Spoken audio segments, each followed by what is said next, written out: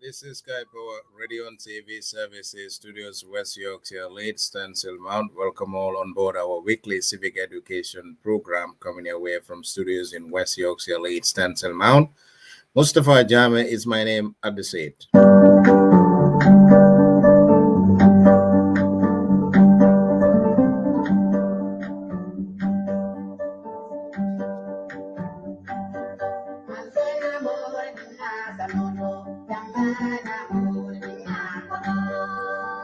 Assalamualaikum badingolung alkonto mobe dawda anibe watu to kabunan Sky Power Radio and TV Services na lokon civic education program o min kasoro nan jang kabunan radio to lal bari malo Mustafa Jame membe sirin program o kunna nyintembe.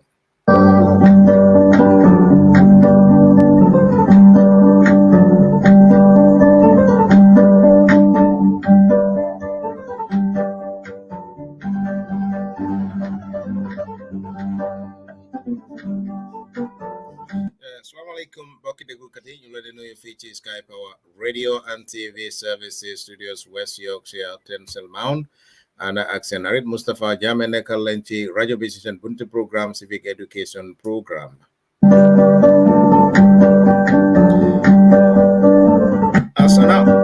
As we announced on the page, today we've got our special guest, which is Mr. Emmanuel Ju, with us on board here on Sky Power Radio Civic Education Program. Mr. Ju has been here before. We can't thank him enough for the time, energy, and effort, and then reachable as well.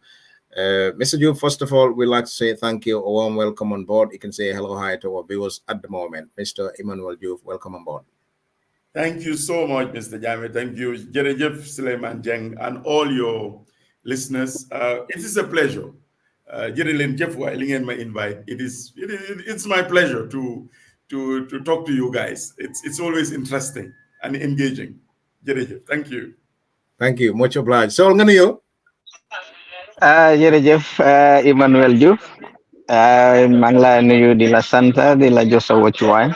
Te di la gërëm gis naa ne daal saa ñu la invité rek yaa de ñëkk a ñëw si plateforme bi panéliste yi seen boppa ñu ngi laa gërëm ci loolu ñu ngi laa tontu usually suñ invité ni dañ leen di chase di leen text di leen call waaye yow moom yaa ñu dee chase which is quite interesting so gannaaw loolu maa ngi nuyu suñ déglukat yi di leen ne jërë ngeen jëf yéen a ñu dee dooleel yéen a ñu dee encourage moo tax ñuy ñëw week bu nekk ñëw jàkkaarloog ak yéen di waxtaan ak yéen di wax Bamba Mass ak Assis Bojang ak Alhaji Seydi Baro ak suma mag ju baax ji Ismaila Congaan ñu ngi leen a xaar so Emmanuel woon nañu daal next time ñun ñooy war a njëkk a teewe so invité gan bi warul laa ñëw di la bismillah wara bismillah gan bi jërë ngeen jëf. I'm not solo lol, Jerejef, so thank you. Special thanks and appreciation goes today as well. It's a bit tight. Usually it's easy, and Dejabate and all the panelists. Bamba still yet to be here. Ibrahim Chongan, Alhaji Barrow, and Aziz Bojang, we're expecting them all to join us here on this fruitful, I call it discussion, not an interview, discussion. On that note, Mr. Chongan, you are the chairman for the Gambia Human Rights Association. Is that correct? Not Mr. Chongan, Mr. Diouf. Yeah. Oh, sorry. Mr. Diouf, sorry. You see, Chongan is always putting me at the tight corner, you know. So, Mr. No, look like this. Your Chongan never how gels of it be. Balamba never gels of it be, huh? Mr. Diouf, yes, Emmanuel Diouf. Sorry about that. Mr. Diouf, You are the chairman of the Human Rights Commission in the Gambia. Is that correct? I am the chairperson of the Human Rights Commission of the Gambia. Right. Yes. Our topic title, our thoughts today is to discuss some of these things happening in the Gambia, especially at the level of the presidential level, because we'll go straight on this and straight shoot with everything that's anything regarding this. His Excellency, the President of the Republic of the Gambia, makes some utterances about statements he makes. Some call it threatening, some call it bullying, some call it scary. In the Gambia, we've got human beings living. If you can say there is a leader, there must be followers there. And these leaders and followers, we are all human beings under the rights of that natural rights that we all have. We obliged to abide by them. So as a human being and as a leader, the President of the Republic and as a head of state, the statements he made earlier on about the state of affairs, especially with Ousainou Darboe and other utterances that he may have made. Have you heard about this, Mr. Diouf? Yes, I definitely. I've heard about the statements made by His Excellency, which of course was trending. But just to add, just 6 weeks, for the last 6 weeks, Mungi Tombe, NHRC had a series of training on hate speech. We actually conducted even a study, which we validated on hate speech and the dangers of hate speech. Lima warek moy Human Rights Commission be commission nañ ben study def research on lim moy dal kaddu mbañ nek di wax yo xamne baaxut ci dëkk bi wax yo xamne dina indi jaxase wax yo xamne dina indi fitna wax yo xamne dina indi nit ñi bañante. So so you see our institution, human rights institution, was set up pour our yelef ak doom aadama yi waaye itam pour also advise. We have an advisory role to the government. We have been tasked to bring back a culture of human rights and rule of law in this country, peaceful coexistence. And of course, there is a good reason for that. If you look at 22 years of Jammeh, what happened? The TRRC revelations. Gambia dañ dee teel a fàtte rek lan loolu mooma dee naxari report bi soo readee report bi ak li xew ak lu tax mu xew ak naka la xewee den dinañ moytu yu bare yu dooraat di def. So National Human Rights Institution, of course, has a very, very legitimate interest on speeches that are misinformation, speeches that are hate speech, speeches that may not even be hate speech, but may bring disunity in our society, which will encourage communities to fester. So dama wali rek pour wax la ne, even before His Excellency made this particular statement, ñun as an institution yaga nañu door di liggéey ci hate speech kaddu mbañ loo xam ne mun naa indi jaxase ci réew bi ba pare lu tax ñuy def loolu sax mooy United Nations UN Secretary General bi wax na ne soo xoolee the 75 years of the history of our recent history ne hate speech kaddu mbañ precede moo de njëkkaa door balaa woo am o genocide mu doore ko si juusi lan la leen German si daan wax ne moom lañ foog nga tuutiloo nit ki ne jarul dara di nga dem ci tutsi si ne ñii ay cockroach lañ ñii ay golo lañ nga dem ci Rohingya case nga dem Cambodia nga dem Bosnia recently the case that the Gambia is fighting, that is the Rohingya Muslims, and the way they are treated, but not only the way they are treated, because before they are even treated the way they are treated, the statements that are coming out reduce them to subhuman beings. So because of that, ba pare ñun liñ door di gis muy am suñu réew bi muy politician, muy religious leaders, muy niti diine ñi niti aada yi ak politician am na wax yu bare yi ñoo wax it's very bad. because ñooñu dañ am ñu bari ñu leen dee déglu they have an audience nit ñi suñ leen dégloo dinañ li gaay di wax they may actually do exactly what those people are doing so nag ñu mel ni politicians ñu mel ni religious leaders ñu mel ni niti aada ñi ñooñu dañ war a very careful kaddu yi ñoo waxe kaddu yoo xam ne dafa indi xaajaatle dafa indi fitna si réew dañ ko war a moytu dama wax rek pour nga understand ne it's not just the statement soo bàyyee xel amoon na ñun dañ dee def press release yu bare time election si sax defoon nañ tang booba noonu Barrow amoon na yu wax ba ëppal ñu wax ba pare lawyer Ousainou Darboe wax na itam dina destroy Barrow we came out strongly as if you are leaders utee naa benn naar buy wax wala war naa careful naar moom kenn du ko waxati damaa wax rek wala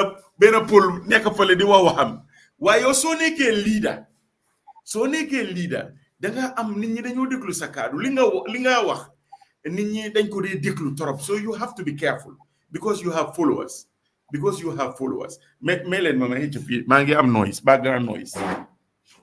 That was fine. That's okay. Yeah, I think waxam bi rafet na. Sorry. Okay, ma bàyyi la nga maa ngi doon ñëw nag ci wax yi Barrow wax itam. So bàyyi ko mu dem. Go ahead. Wow. So ñun suñ liggéey nekk na si yoo xam ne dañ dee monitor hate speech bokk na si suñ mandate bokk na suñ loolu tax comme ni ma la wax def nañ a study te dinaa la may sa a copy of the study. What is hate speech? How do you identify hate speech? Why do we need to flag hate speech? What do we do to mitigate hate speech? Because yii dafa important ci society te suñ dëkk bu tuuti la waaye léegi hate speech door na di fi bare nit ñi dinañ wax muy mbiri religion kii bokkuma moom diine ñu nekk ci diine yi waraloo leen a ñaanal sax suñ dee bul dem seen function si all this nonsense I'm sorry to use the language door na di xew si dëkk bi te amut fi woon maanaam for my mixed family suma kër fii su gaa yi ñëwee julli si dama leen di wax ne ni fii la nii mekka nii la I contribute to mbokk yu dem Màkka damaa wax di rek pour wane the kind of society we've had but it's changing politicians itam door nañ di use some language yoo xam ne we have to be mindful whether they are using tribal or wax yoo xam ne daal mu ngi denigrate others we should dégala nag when politics happens gaaruwaale dina dee am I remember as a young boy in Banjul sabar yi dinañ dem nit ñi dinañ gaaruwaale wiiw taal ku newul taal doo fekkee déwén for example dama just fàttale ku xam nga politique daf dee génne emotions yu bare why we have to be very careful especially now with the advent of social media nga xam ne li nga wax mun nañ koo amplify gis nga genocide bi when it happens in Rwanda benn radio station rek lañ amoon radio Mikolin boobu la gars yi doon waxee about the Tutsis how they were cockroaches nit ñi dañ ñoo nekk di déglu from there they went and bought pangas and cutlasses léegi moom all you need is an Android phone to spread hate speech. So coming back to the issue, so just to explain, major context, because this statement came out, bim ñu koy ñëw ñu bare sax saaga nañ NHRC ne gisuñ suñ press statement lii ak lële parce que ñaare lañ dee joxe press statement. Of course, deliberately, this was because when the Human Rights Commission speaks, suñu waxee, it's not only Emmanuel Diouf that speaks. It is the commission that sits with our legal team and we decide. And in these instances, we felt, especially after the UDP sent to us in their press release, they mentioned NHRC should engage the president. And that's exactly what we did. We engaged the presidency. Fekk mu ngi am ñu fa jógee rek 1 week sax de ci ca closed door ba yi ñu wax yu bare bokkoon na si yëpp and we have a yearly closed door meeting with His Excellency where we only sit and talk about issues that we feel boobu journalist duñ fa day nekk su ko defee mu nekk tête à tête moom itam mu wax lan la feel ñun tam ñu wax ko luñ d'accordul ak yooyu. This is good. Before nga jàlla sorry doguma la xam nga wax nga ne UDP seen press release bi dañ leen pour ngeen engage président bi which was very good and you did waaye am na ñu bari tamit ñu ngi joytu ne opposition si suñ make similar statements or hate speeches da ngeen day génn outside am nga publicly ngeen condemn leen waaye président bi bi mu defee lii yéen da ngeen ko engage xam nga indoors instead of génn ci biti publicly condemn ko pour woon ko ne lim def am nga du yoon even though li ngeen def is good why it would have been more effective then public bi would have been more appreciative ne xam nga you not biased because fi mu nekk No, nii niñ leen a gisee ne mooy commission bi dafa bias si gaaw dinaa la tontu it is that is not true. You know why that is not true? Dama la waroon a yónnee sax maa ngi ko amee fii suma cell phone when Barrow went to where did he go to up the provinces and he's mentioned that UDP are a security threat among other things. He said many things. If for example he will give the Inspector General of Police the authority, if the courts release you, you should be arrested. We came heavily on Barrow to the extent immediately to the extent NPP supporters dañ ma defal Photoshop ne ma dey tell my lawyer Dabo. You will laugh. I have all of these things. And not only that, the tirades of insults that came from them, from Alaji Girigara, but I have all that. So Lima Wahmoy. I'm on the time, and this is very funny this time, when we did not, and you know why?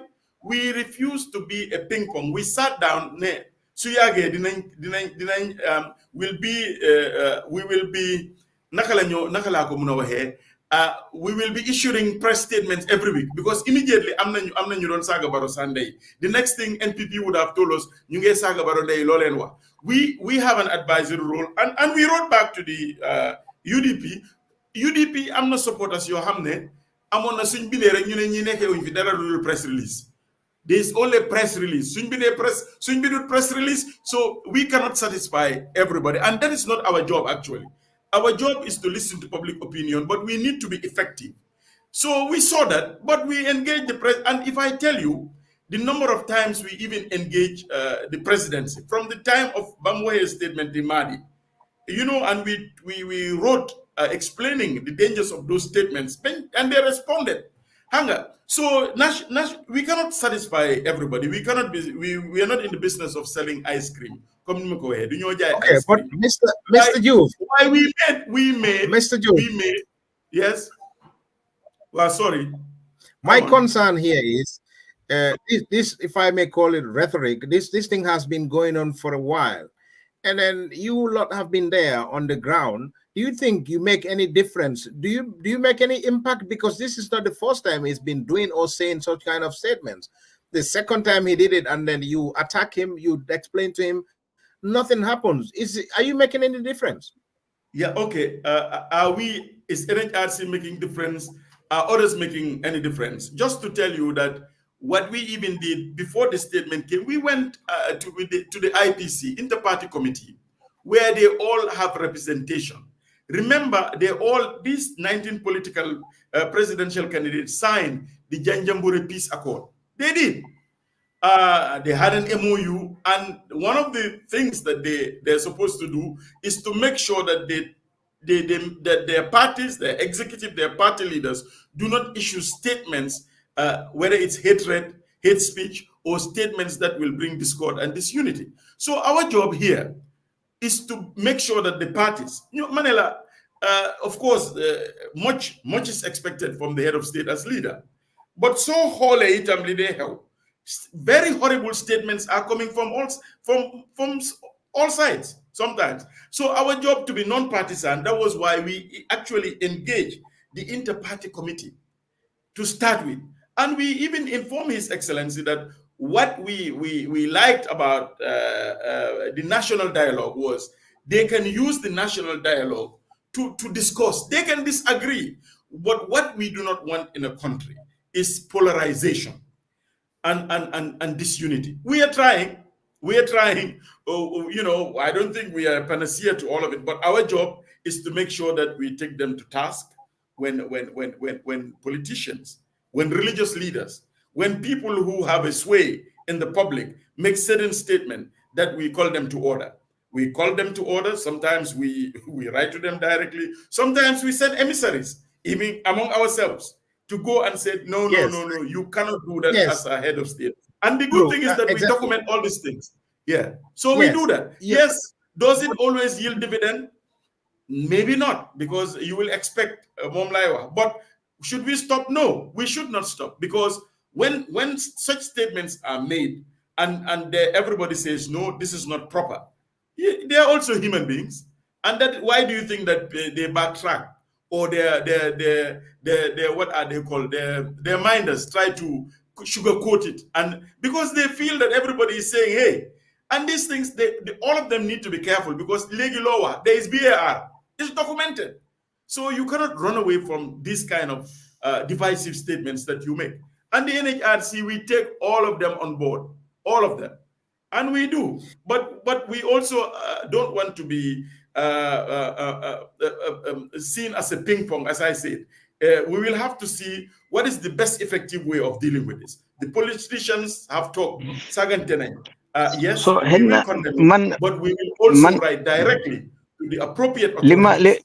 Lima buga ham ak suma audience perhaps ñoomit liñ buga ham mooy ne comme li nga wax ne sometimes da ngeen di engage guy you make press releases, da ngeen di meet guy, da ngeen di binda guy, so admit nga ne admit nga ne it doesn't always yield dividends, so dafa mel ni li ngeen di su ngeen dee suxandekoo doo leen di am results bi ngeen buga, so su fekkee ne amuleen loolu ban next step ngeen a jël?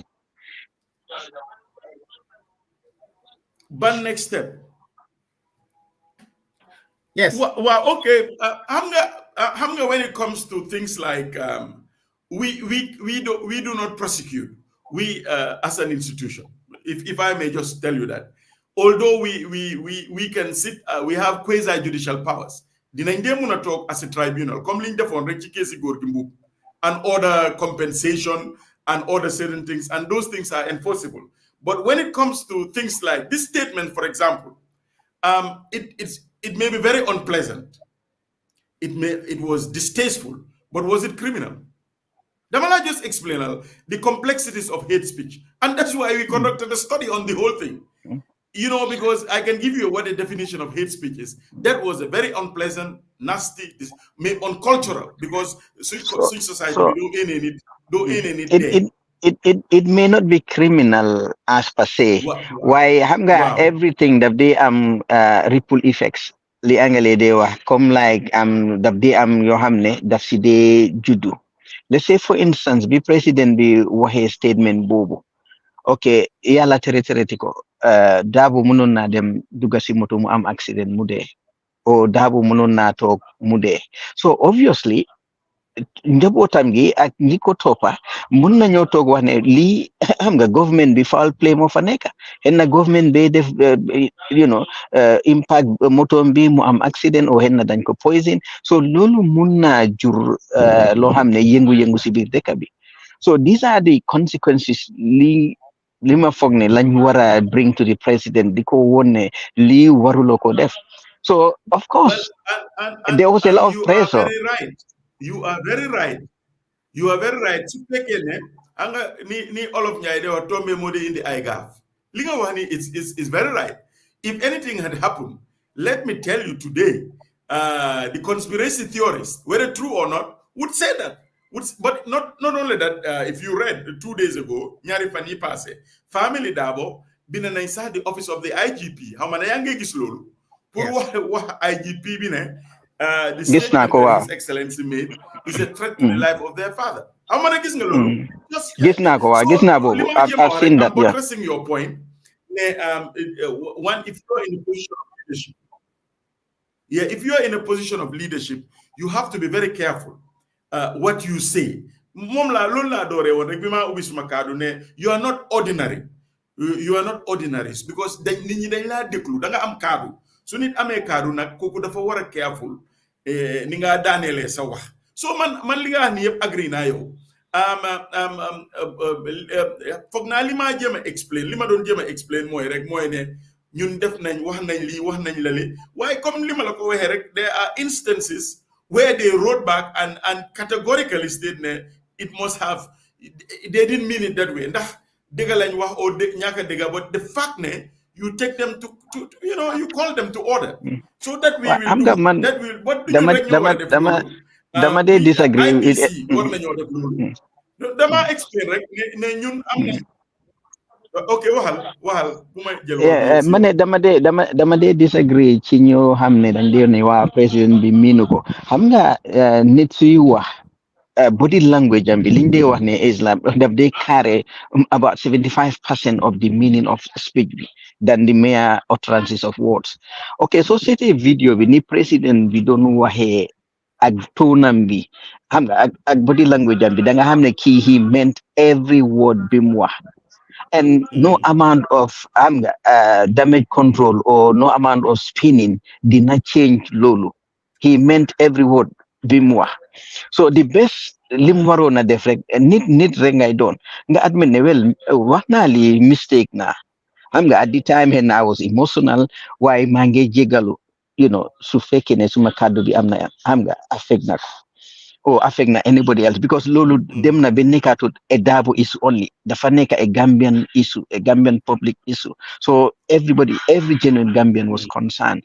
So lolu affect to Dabo rek and xam nga ñepp la affect. So man li ma doon lifin mooy ne su fekkee ne xen na of course doo leen ko mun a yóbbu you know a tribunal waaye am ngeen other association yoo xam ne yéen a ngi affiliate ak yooyu like Amnesty International or xam nga other stakeholders ngeen binda ñooñu ne leen look lii moo fi nekk ñun this is our position so ñooñu tamit xen na suñu exerted pressure on him xam nga xen na dina génn mu apologize because even though so seete seen press release bi after xam nga ñu ngi wone ne waaw président bi lim wax xam nga jaaduwul waaye they didn't just come out but every reasonable person if you read between the lines da nga xam ne lii la wax xam nga wax lim wax xam nga correct waaye they fell short pour mu ñëw mu apologize nit la he's not an angel xam nga du yonent so doomi adama bu nekk dafa make mistake so and it makes you a bigger person so admit a mistake and you apologize. There's nothing wrong with that. Why you go on and no, or will apologize? I'm reason to apologize minutely. So that would time again Lenen, his supporters would say the same. Minutely living it so lulu linga wala. Why he knew the tahbe reu dabde jahasote hanga. Lulu muna in the disturbance. You see, Lulu, you and Bangi just gain a development and conflict analysis. It was just launched. I was present at the launching. And one of the flags, red flags, you see, the thing is, man, I don't think the Gambians read, or the government even sometimes read well, because red flags, one of the things that they flag, the conflict drivers, Lee in the Chono Chireo in the next 24 months. One of the things that try and get a copy, there should be an electronic copy. One of the things that they actually flagged was this kind of hate speeches and or speeches that may not be hate because there is a thin line. You have freedom of expression and hate speech, but it can cause division and it can cause problem in a society. And Gambians should desist from it because notice like Lolo, it comes out and people are horrible.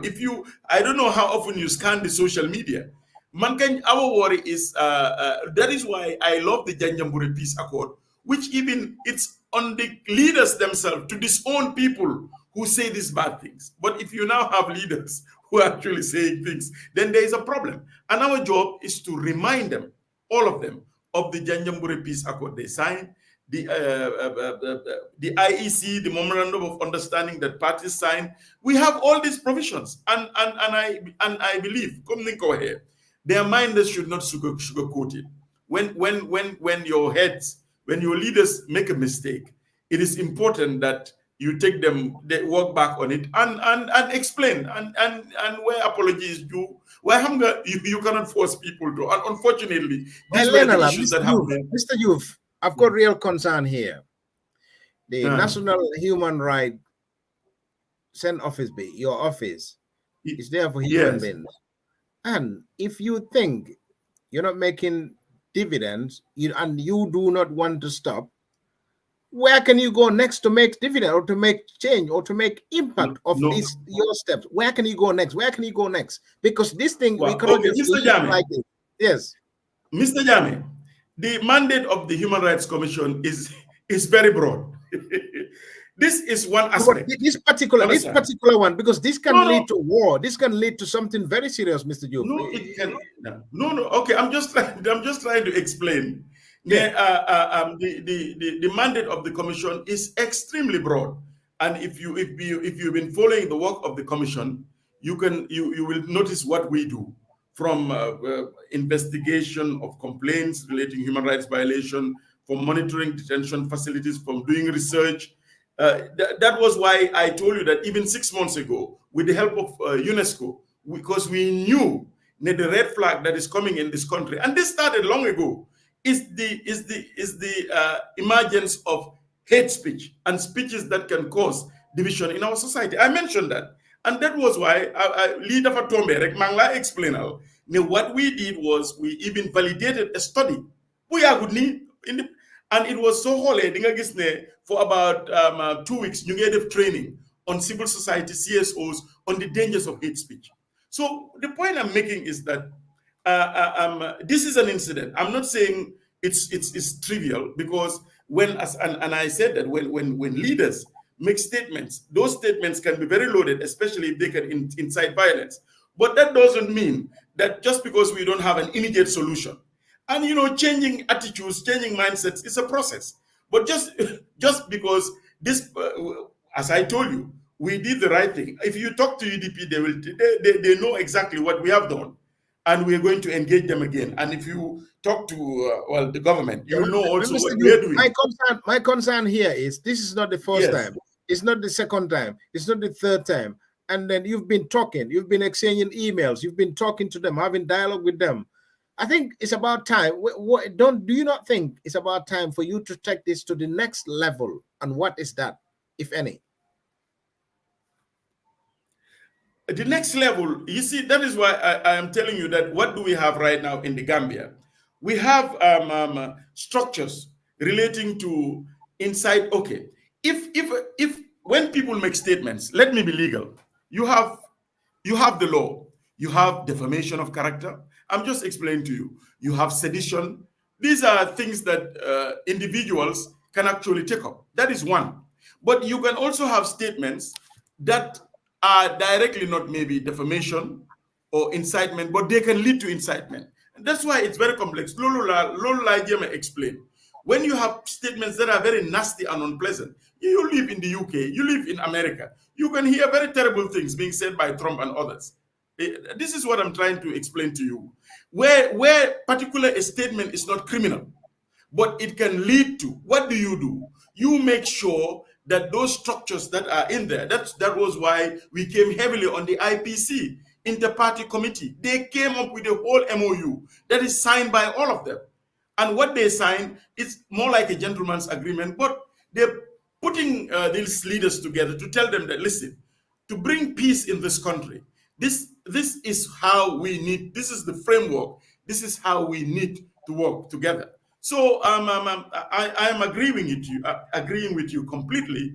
But the point I'm making, and I want you to really understand that because if they are still misbehaving, that doesn't mean that we are not doing our best. No, I'm not saying, Mr. Juve, I'm not saying you're not doing your job. I'm not saying, but I'm saying if nothing happens, have you got any other powers, or where can you go next level? Because we can't continue like this. We cannot just stop there. So the levels I am telling you, that was why, apart from some people love press releases, then they abuse us for being the institution for press releases. And when we don't even issue, they still want us to issue one. So apart from direct engagements, that's why I told you we even commissioned a study. And from that study, we have now started rolling out training, to raise the awareness, the dangers, flagging the dangers of hate speech and how to mitigate hate speech. I'm just telling you that it's a process. It is a process that we have. Yeah, but the process has been going on. This has been going on for a while, Mr. No. Like the study just came. Whether politicians have been saying nasty things, yes, they have been. You do, but you see, the thing is, we are not a panacea. That's what I was just trying. Oh, Suleiman has disappeared. This is why I was just trying to explain to you that these are the many things that we do, And because they are failing or they are not adhering to this framework, that doesn't mean that, that is the point I'm trying to make. Okay, let me ask you one more thing. Do you have somewhere else that you can go to or report this, like a next step or next level after yours that you can expose, and so where you can go to make impact, to make dividend? Like for this kind of statement? Yeah. Like, because he's a head of state. It's a head of state, bearing in mind, Mr. Jame, I know that. No, I know that. Yes, I know that. And that's exactly what I was explaining to you, that you do not expect certain statement from coming. They may be very unpleasant, but that was why I was trying to tell you that. So have you got any relations with any other international bodies that could make impact? Of course we do. Our institution is a hybrid institution. What do you think they can do, Mr. Jame? What do you think they can do?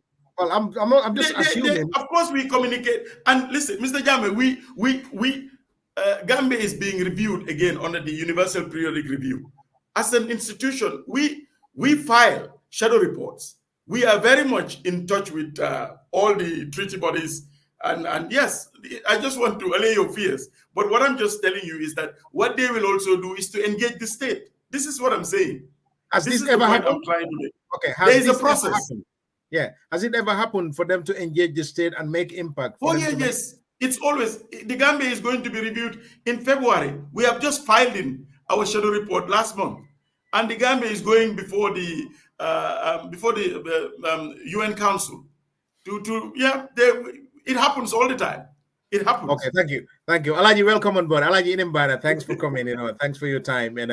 Our topic title, the utterances about the hate speech, rhetoric, some call it professor. Alaji, welcome on board. It's been a while. Alaji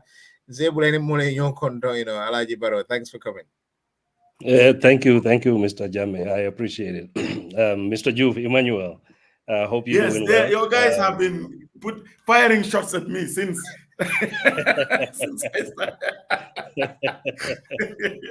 Yes.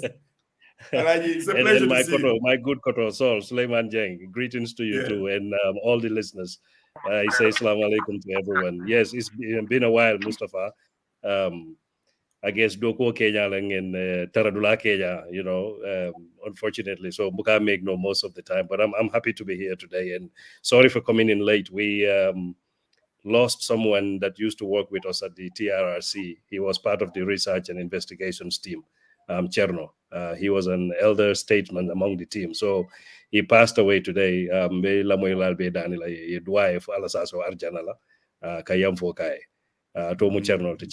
So yeah, but outside of that, greetings to everyone, and I'm happy to be here, and sorry for being late.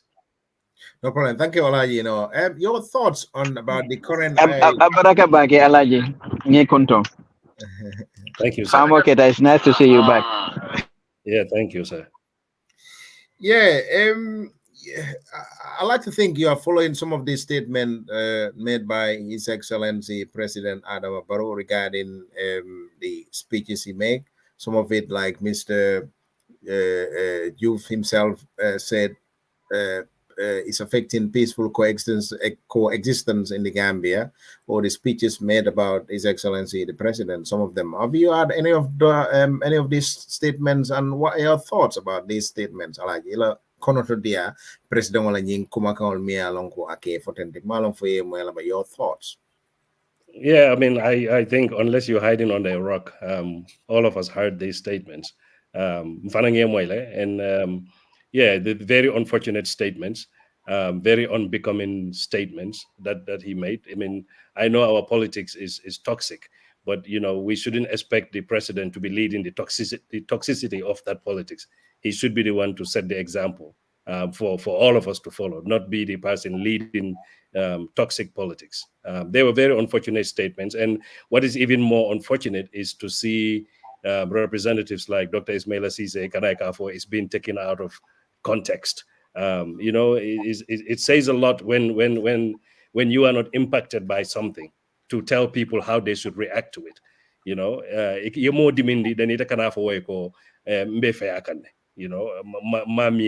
without even bothering to apologize. You just dig in it. It's like it's those people's fault that they took it the wrong way. It's not your fault for saying it. It's the victim's fault for taking it, or for feeling hurt. It's very unfortunate. Something that definitely and in ado manta, because nika fumoe, mfama, like Saul here. I regard him as a Kotroke. I have had disagreements with Koto Saul, but you would never ever hear me joke with him in a way that is inappropriate, because somebody that you call a father, it meant for a farmer, like, you don't just joke. The moment you call somebody a father figure, that comes with responsibilities. It comes with treating them as a father figure. You shouldn't deviate from that, and politics should never make you deviate from that. So yeah, and in the Ado Manta and Monkey Dina Moti, but I don't think that's also according to the dictates of the religions we profess to abide by.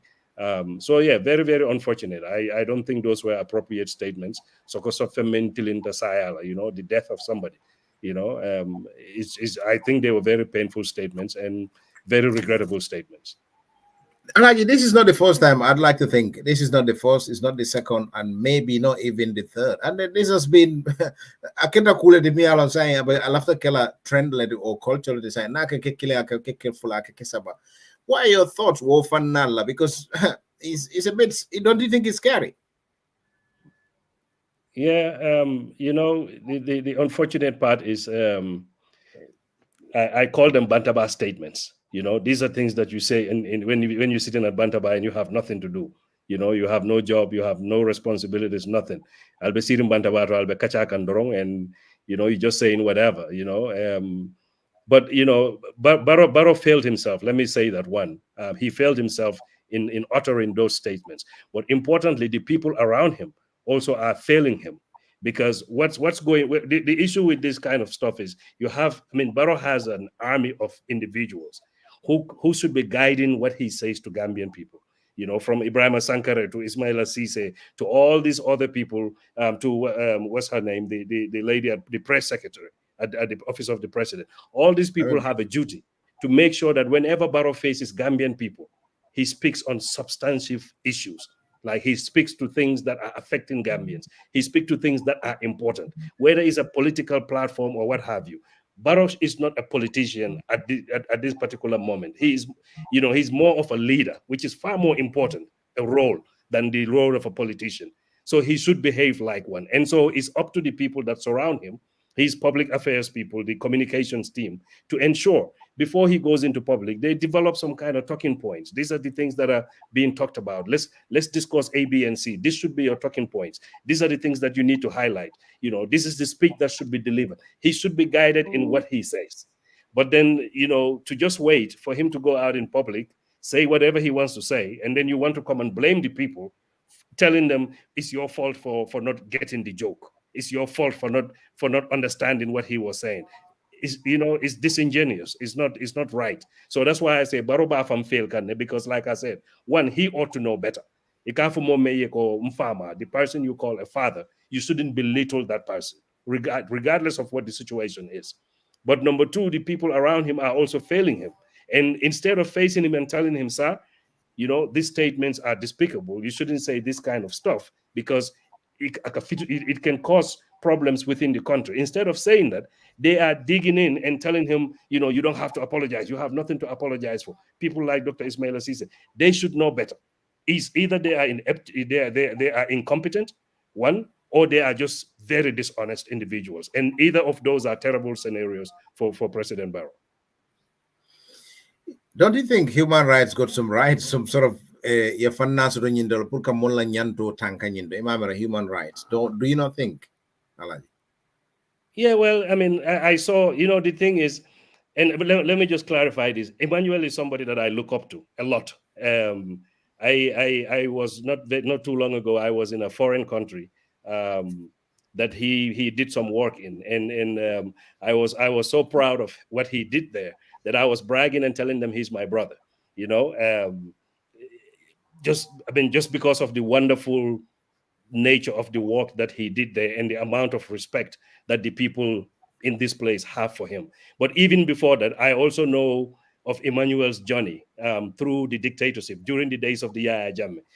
During the days of Yahya Jammeh, he is one of those that maybe not have been seen as people like me who took guns and came to the country.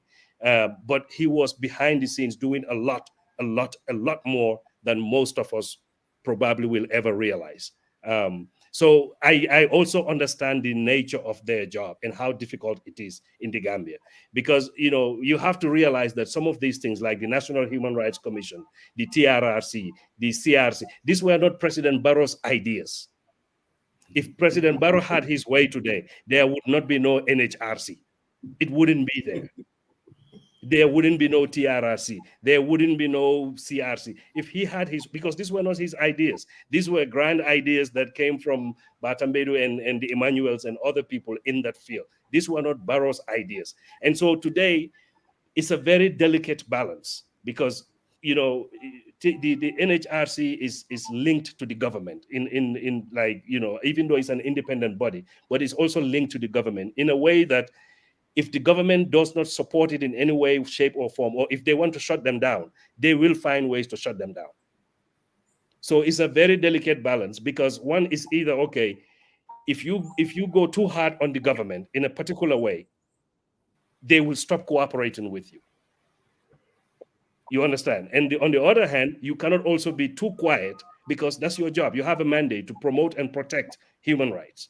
That's I think that's your mandate, Emmanuel, if I'm correct. So you have that mandate, but it's a very, very delicate dance that you have to, because you are working with people who probably don't even care too much about human rights as such. But because, if they don't play the game, the people that we take loans from and borrow money from, or the people that we go to beg, would not be happy with the government. And so those people may hold on to their purses and say, we will not give you money because your human rights situation is bad. So they have to pretend to commit to human rights. Do they really believe in human rights as such? Probably not. And I really, really doubt that they do. I mean, you look at the people that surround Adama Barrow, it's the same gang that surrounded Yahya Jammeh. If they cared about human rights, they would not have been around Yahya Jammeh, but they were. So it's not like, they didn't care yesterday and today they care. No, they really do not care about people's. You see what happens. I mean, in the Gambia, they tell you, power belongs to the people. Yes, on paper, power belongs to the people. In reality, there is one man in the Gambia that power belongs to, and it's Adama Barrow. Let's not fool each other. So when you're dealing with that type of situation where power is so centralized in the hands of a few people who only believe in human rights up to the extent that it does not affect them. The moment it affects them, they have a problem. That's why you see what they did to people like Bora Sisao. You see what Ibrahim Diba of the UDP is going through currently. This is abuse of the law. This is just abusing the people legally. So they don't necessarily believe in human rights as such, but they have to dance to the dance, because that's what the outsiders that give them money, the ones that basically we depend on, those are the things that they look at. So you have to pretend that you care, but they honestly don't care. And so when you have a human rights commission trying to, make these people to see human rights as, this is about you and I and every citizen of this nation. If you want to fight them a particular way, you will not only lose the fight, you will lose your commission completely, because they will find ways to shut it down in some way, shape, or form. Don't forget that it's enshrined in some law and what have you. The law is what they make it. At the end of the day, the law is what they make it. What they do not make it, the reality is the law does not matter to them. So, not saying I'm trying to defend the NHRC at all. I'm just putting some context around this, because I know how difficult. I worked at the TRRC. I know how some things are enshrined in the Gambian mindset and how we work and how we operate. The just basic things. For instance, I don't know, not to promote my book, but I mentioned, when they arrest men, for instance, they take off your clothes. It's sex. They take off all your clothes and put you in a jail cell or what have you. Or the way we go about arresting people. These are all things that are so enshrined, so ingrained in our psyche, we don't even see any violation in how we operate and do the most basic of things. And now you get somebody coming in trying to tell you you should not arrest somebody and then detain them, let them go, then go back and rearrest them. When that's our standing operating procedure. That's how we've been doing it for years. Now you get somebody trying to tell you don't do that because it's bad for you. Or you arrest a political opponent, and these guys come and tell you you shouldn't arrest a political opponent. What happens is they would lump you with the opposition and start saying that this NHRC is in fact an opposition organ. We need to shut them down. And they will find ways to shut you down. Mr. Youth, how useful is your office in that context? Can you help me out, please, Mr. Youth? Help me, Dimbalema. Because it's like... Okay, be more precise. How useful? Are you saying we're useless? Okay, no, okay. Elaborate properly so that I can hear what you're saying. Mr. Jamme, so if you listen to Alaji Sedi Bro. Let me not frame it for you. You frame it for yourself. Yeah, go on, Sol. Go on, Sol. What is your question?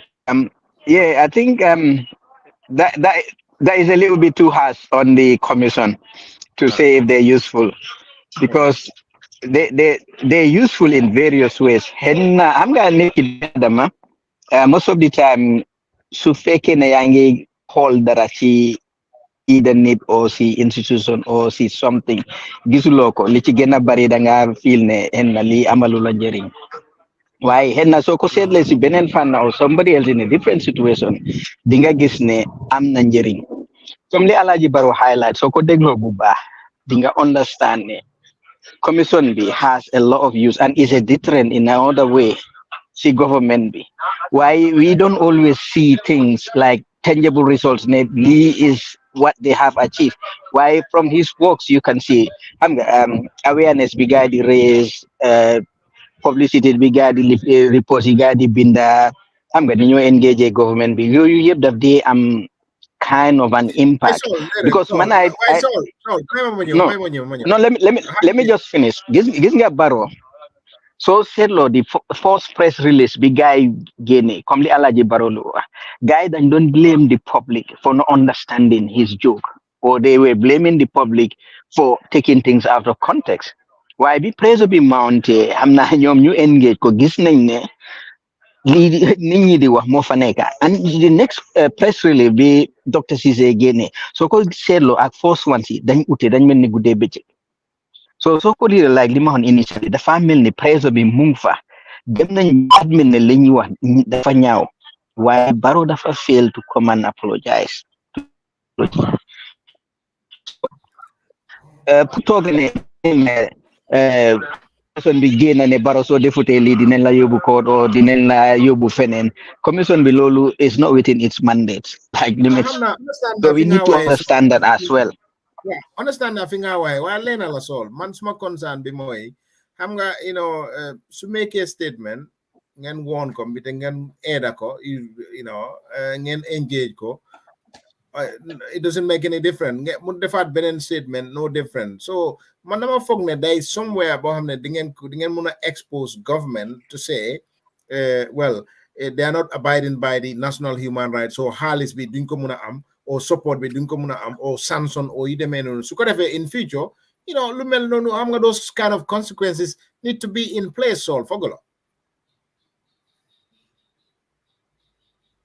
institution bi ak dafa de ak mandate am bi am nga document bi mun nañoo xeeb little press release yi di waaye yooyu international community daf ko value na ñoom ñooy national office in the country, so any press release being rek daf dey am a lot of weight, especially if they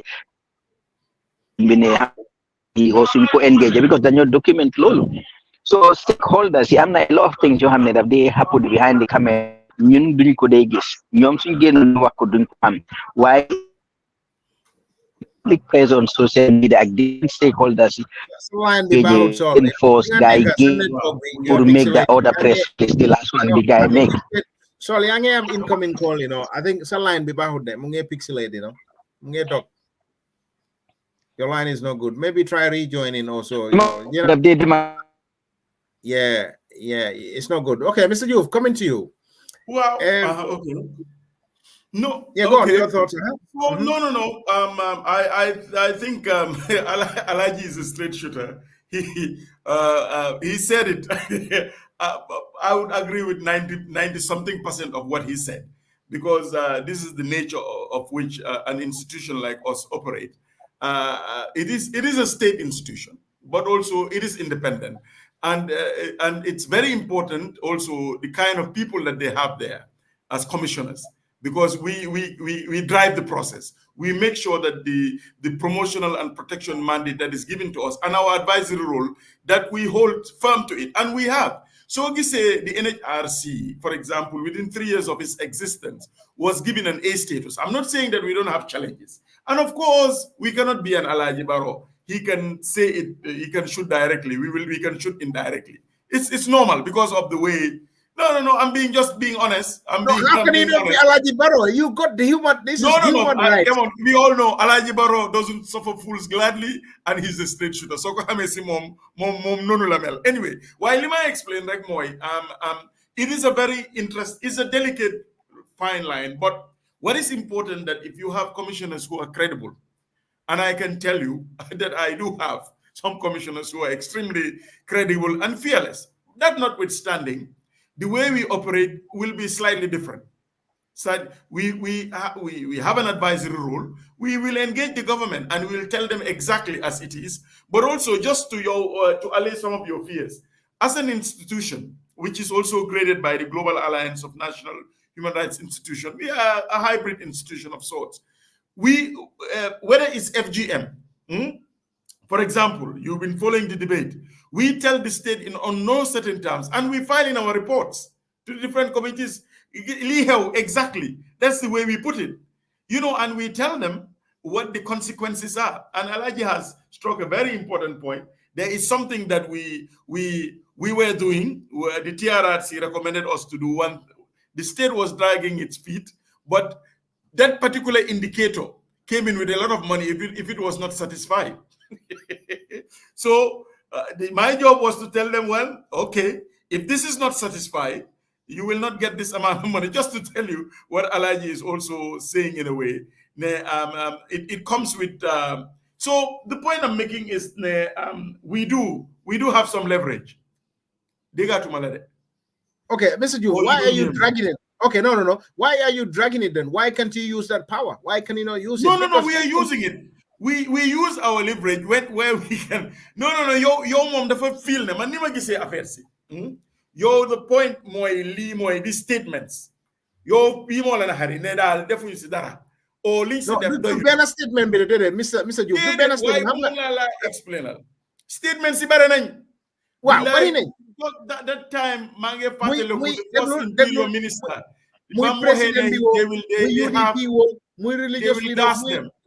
anybody call him the young statement bohamne, the fight in the show, the fight in the gera, or the fight is going to bring something low hamne, Domi Adam in your zona, Fuaro Leba Batala. We need to talk about, we need to discuss that. Come on. And we should, all of us. The NHRC should be at the forefront. Society should be at the forefront. The inter-party committee should be at the forefront. We are all in it together. We will, and we are doing that. That's what I'm saying. No, Mustafa. No. So I was saying, with these things also, when these things happen, like I said, you were supposed to be almost like an independent arbiter, meaning you cannot be perceived to be taking sides of anyone. And so when things happen, it has to be your reaction has to follow decorum. It has to follow a process. It has to follow certain steps. Because if you, Mustafa, do something today, me as somebody that considers you a brother, and I go on Facebook and write about you, regardless of what you may have done, you would be offended by my writing, because you would see it as, Alaji, you could have come to me directly and told me what I'm doing is wrong, because that's what you would expect from me. And in this situation, yes, in this situation, if I go out in public and just come after you, I'm going to put you on the defensive immediately. and it has a possibility to strain my relationship with you, because as somebody that you see as a brother, somebody that you think is fair-minded, somebody that you think cares about you, you would think that if you do something wrong or you are engaged in an activity that is wrong, I would not go in public and defend you, Mustafa. You will never see me defend any of my friends when they are accused of doing something wrong. What I usually do is I will reach out to them personally and say, Koto Sol, you've done A, B, C, and D. It's very, very disappointing. It's not right. You need to self-correct. You need to do A, B, C, and D. Now, if Saul digs in and says, forget you, I'm going to do whatever I want to do, you will not see me in public coming after Koto Saul and just, degrading him or excoriating him or what have you. I will not do that. But if he refuses to apologize or own up to his mistakes or what have you, if the conversation ever comes up, I would be the first person you will see in public going after him hammer and tongs with no reservation. Thank you. But thing, Mr. Jame, just to also explain, just further, the way we do our things. I remember there is a particular person who's in government. I think he has switched side. I think he hated the NHRC with a passion when he was on the other side. He even called us the Gay Commission. And I remember some of my staff, he will meet them and tell them, are you still working for that useless institution? But you know what? When he was in hot soup, it was that Gay Commission that actually went and rescued him. He made sure that he was not arrested above the 72 hours, but even given a mattress, allowed to talk to a lawyer, because they had decided to keep him and move him incommunicado. It happened to him twice. And when I see him today, he has a lot of respect for my institution. But once upon a time, I'm just saying, okay, why am I saying this? There is a lot of things that we do. Yes, we do have our challenges, but there is a lot of things that we do. I also believe that we are a deterrent in many, many ways. In fact, just to tell you indirectly a story, that information came that they are very nervous that if the NHRC is seized of a particular information, if it goes out, the international community will really listen, and it might be problematic. I'm just trying to explain to you that yes, we are not a panacea to all the issues, all the problems that the Gambia has, but we do have some deterrent effect. But also remember, we also have an advisory role to the government. We are a state institution that is independent, and as Alaji nicely put it, the state has many ways in which so they have the power to shut it down. Then, yeah. No, the state has the power not to follow the constitution. Didn't Jame not follow if you have a rogue state, they can do anything. It's as simple as that. I just want you to know that even the constitution that we had in this country was doctored 52 times. What did we? I'm just saying that that's why we talk about rule of law. That's why are you facing any challenges with the your relationship with the government of the day? Are you facing any challenges regarding that? Regarding what? Being shut down? Regarding being shut down or threatening to shut down or to that sort of thing.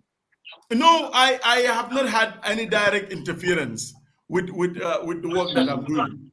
I think being small, you may hear things. Of course, you know that what happens in people's bedroom comes to you. This is the nature of Gambia. This is the way we are. I have not had direct interference, but also, to be honest with you, I think they also understand. The chairperson, I have a history of doing what I think is the right things to do. So just to tell you, that's why I told you that we have committed commissioners who believe in what they do, and they do the work, regardless of fear or favor. But that notwithstanding, I think sometimes we also make mistakes in the in our media houses, because most often we expect to it's like we are results oriented. When we see some things, come on, Saul, Birmingham, man, don't be like that, Saul. You in Birmingham, Saul. Well, Alaji, you don't concern me, Saul. Somebody is calling you. Why is that network be like dafa melni, Bambama State? Weather, it's like this British weather is uncontrollable. It can Well, be anyhow absolutely. it wants. Okay, you go on. Can you hear me? Yeah, I can hear you. Yeah. Mane British weather bilare ham nga liko neex la mo mel so and suma network be 3G. I think I have to change my service provider. Legi like it's just crap. So lima don wax ne xam nga mistake biñ dee def mostly ñun dañ dee gom too much of this results oriented. Anything li xew rek dañ dee bugg a gis immediate results ne waaw lii moo ci génna lii moo ci génna. And there are things yoo xam ne is like xam nga xen na doo mun a gis immediate result bi waaye di nga notice some changes yoo xam ne has happened as a result of the public pressure. ñaareel bi tamit ñun I think most of us are disingenuous as citizens of the Gambia because then they expect others to fight our battles for us instead of us fighting our own battles. Before program, I was talking to someone. Munema is like Gambia, then they were rek. Why so let me time do they get involved? Before limbo dafa make a lot of sense. Ne Gambian be lim di ñaareel bi fi mu dugga rek dafa expect dafa gain something out of it waaye anything loo xam ne du mun a gain anything du si dee dugga for instance like Senegal da nga gis ne ñooñu when they want to change they committed themselves xam nga am na ñoo xam ne dee nañ ci waaye they've got the results waaye ñun in the Gambia ban commitment lañ dee am like président bi ni mu waxee that speech nit ñi dañ ñeena dañ toog ne waaw UDP tamit dañ di wax xam nga some nasty things against Barrow or xam nga blame game bank fa waaye look stepping outside the box pour gis ne suñu président bi as a leader as the the number one servant citizen of the country speech yim they make ñoo they gën a am value than the opposition leaders yéena ma dégg na Yes. so da nga gis ne duñ dee commit seen boppa simple things as nga dem toog state house nga am sa placard ne duñ fi jógee ba président bi apologize doo leen make noise doo leen def dara why nobody would do it because dañ feel ne suñ fa demee duñ fa am $100 yi duñ fa am 1,000 duñ fa am 20,000 they don't duñ dee make those sacrifices so change du mun a ñëw unless nit ñi commit seen boppa so most of the time lip service rek lañ dee def toog si social media bi wax about li ñu ngi doon wax about lifin bi waxi speech bi jógee foofu ñu dugg si land issue bi léegi jógee nañ foofu ñu ngi wax constitution bi nobody talks about these things again so dañ dee pass from one to another moo tax nguur gi duñu value because soo buggee nit ki respect la sa nguur mu respect la dang leen a woon ne maa la fa teg te li ma bugga soo ko defutee du ma la may jàmm comme ni nga ko waxee that side of it how do we resolve this yow what are you telling us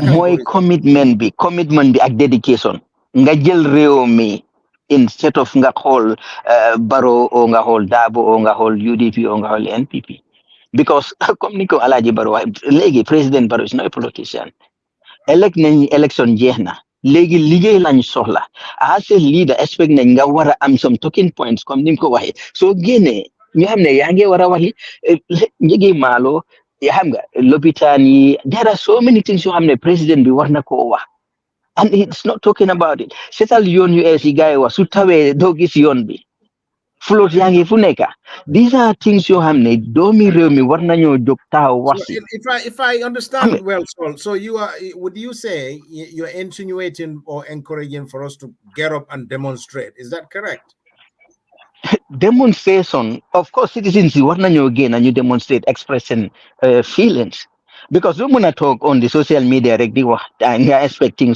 changes would happen demonstration ñu ngi ko gisee as a taboo as a crime as something loo xam ne is against the law it's not it's a means of expressing the public expressing their opinion and requesting demand from their leaders fi yaa ngi gis ne ñaata nit how many years ñu ngi toog fale ci House of Parliament in front of House of Parliament every day ñu ngi fa and they asking just for one thing unless ñu am loolu duñ ko am nga Jeremy Corbyn fan la nekkoon foofu la toogoon anytime soo demee yaa ngi ko fekk mu ngi toog foofu mu ngi express boppam ba mu nekk difi an MP ba dem head party bi but in the Gambia fan ngaa gisee loolu you don't nit ñi dañoo wax tuuti rek xam nga everybody come di defend li di defend la te mostly soo seetlee ñi dee defend because ñoom seen loxo mu ngi si diw gi moo tax ñuy defend lii xeppun ñoo xam ne na dañoo ne kii bokk ci gétta gi moo tax mu ngi wax so mentality boobu moo tax ñun in the Gambia duñ mun a achieve anything meaningful. All right, because dañ dee. Thanks. It makes sense. Aziz, welcome on board. Your thoughts, quickly. Thank you so much. I am late, so I don't know where to start from, but I just speaking from what Saul said. I think let me say it in local language so people can understand. Suleiman, linga wax man loolu la ànd waaye exemple bi nga joxe Sénégal loolu laa bugga indi back to us pour ñu jéem a seet lan lañ war a mun a def. Gis nga Sénégal bi Pastef nekkee di am that problem ak Macky Sall suñ bàyyi woon ñaari parti si rek Macky will still be here. Ñan ñoo step in civil society academy ñi ñoo step in and they took side not because they want to be in the opposition waaye dañ feel ne Macky mu ngi overstep his bounds. ñu jóg jàppale Pastef. In the Gambia amuñu loolu amuñu a vibrant civil society te soo buggee bàyyi Barrow ak UDP dañ koy frame comme niñ koy frame ñi politics lañ ñi dañu mer ñi trouble makers lañ ñi opposition lañ. Okay, so exactly. before you continue. Waaw xam nañ sax ne ñi opposition lañ waaye li ñoo wax mooy dañu mer yéenewuñu réew mi lu baax. Where civil society came out sax di wax lan lañ dee wax bàyyi leen fitna Barrow bàyyil comme liñ kii wax UDP bàyyi. Okay, right. So pour man loolu is a problem and I am sorry how man da address ngeen ko waaye Mr. Diouf dama la buga challenge directly ci loolu parce que gis nañ su dara xewee da ngeen dee génna di denounce yooyu waaye the level of denunciation bi or the standard of denunciation bi pour man personally dama dee feel ne double standard la where Barrow def leena xam nga da ngeen ko dee raayal wala sa ngeen binda ko ci suuf ne ko wala ngeen dee ko ci suuf ne ko kilifa du def lii but opposition bi buñ defee da ngeen dee génna am a public statement ne li opposition bi def du yoon. I can give an example of Biyam Seka.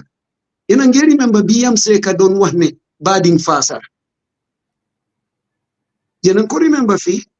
The Human Rights Commission they denounce that tribal sentiment, which is very good. I appreciate it. Why at the same level Labugon, you hold Barrow accountable and not writing to him. So, pour man loolu mooy suma frustration. Thank you, Aziz. Your reaction, Mr. Diouf.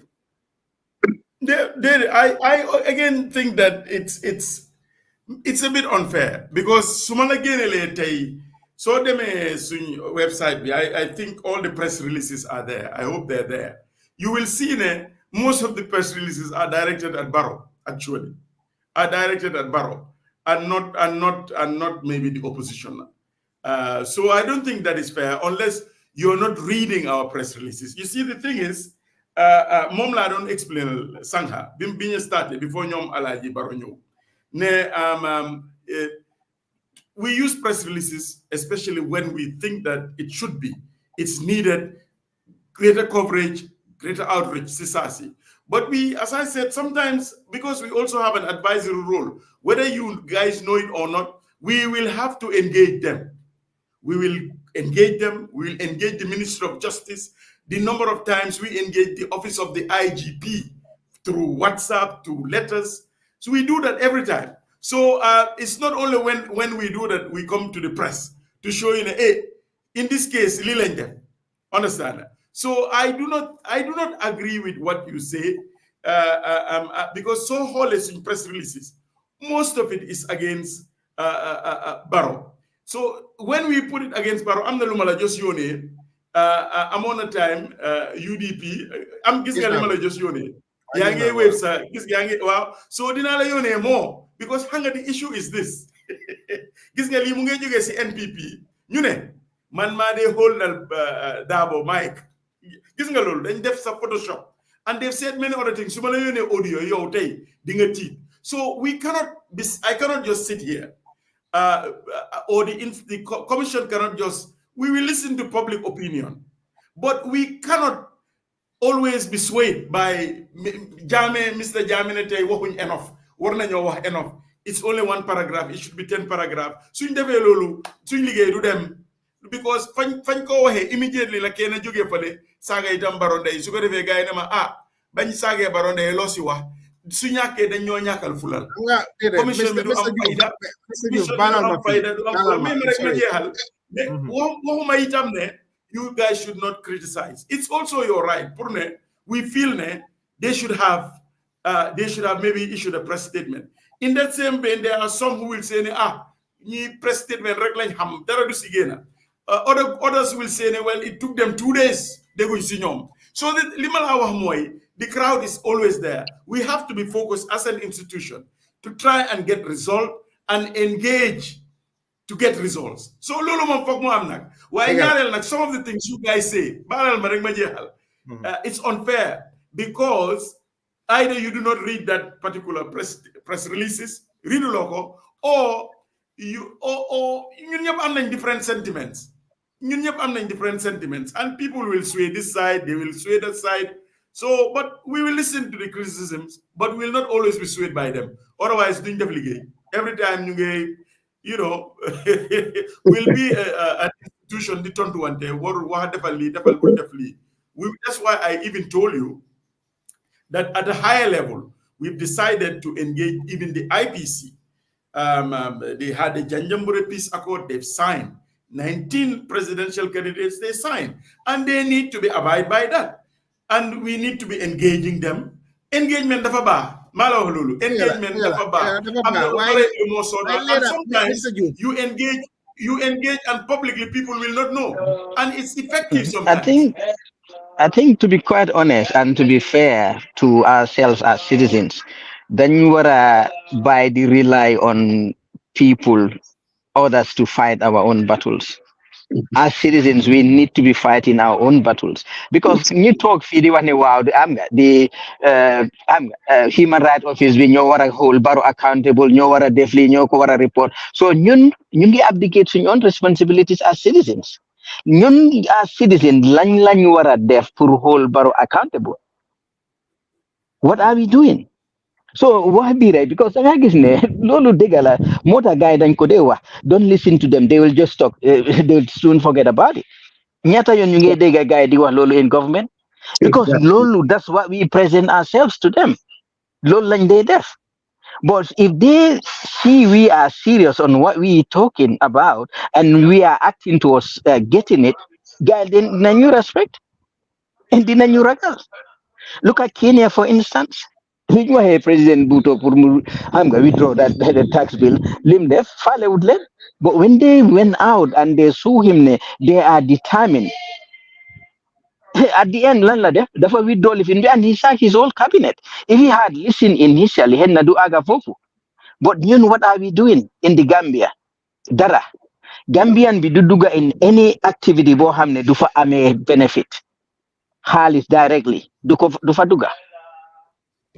So dafa duga wax rek tuuti mu jeexal si wax tuuti mu jeexal si so yow naka la sa njiit bi di respecté yow yaa leen fa teg teguñ la fa Alaaji Bar wax na ne am nga is power belongs to the people loolu is just in paper waaye man I believe ne ñun ñoo nekku di act on that because ñun ñoo amee power bi si loxo la nekka li société wax ne soo waxee président ita muru ita sugu kooku fi mu daga moo ko moom because yaa ko jox so kone ita muru nta subu o ita subu nta muru du dog fo xamne yen compromise len you have to agree ne li la ñu wara def bo nga jël yeb jox borom koku lim la def ya ko def sa bop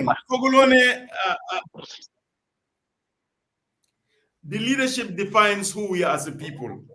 The dictator in us. Who are we really? Exactly. You know, and we have to revisit this, and you'll be very surprised. I have the work that I'm doing.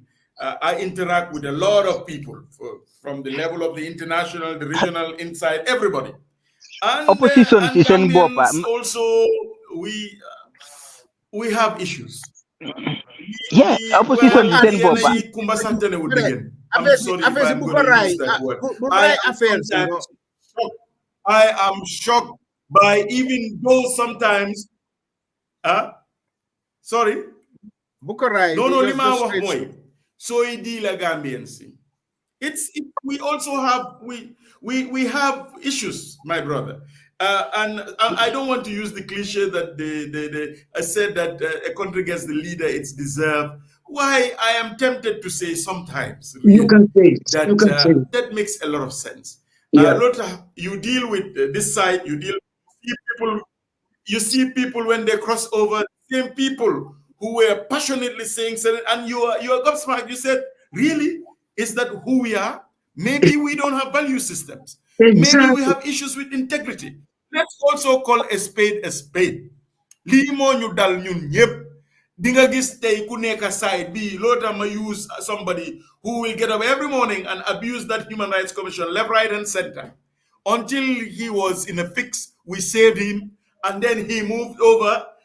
The same guy who, you know, so then you sit there, and well, I'm not very surprised because I saw it during the time of Jama as well.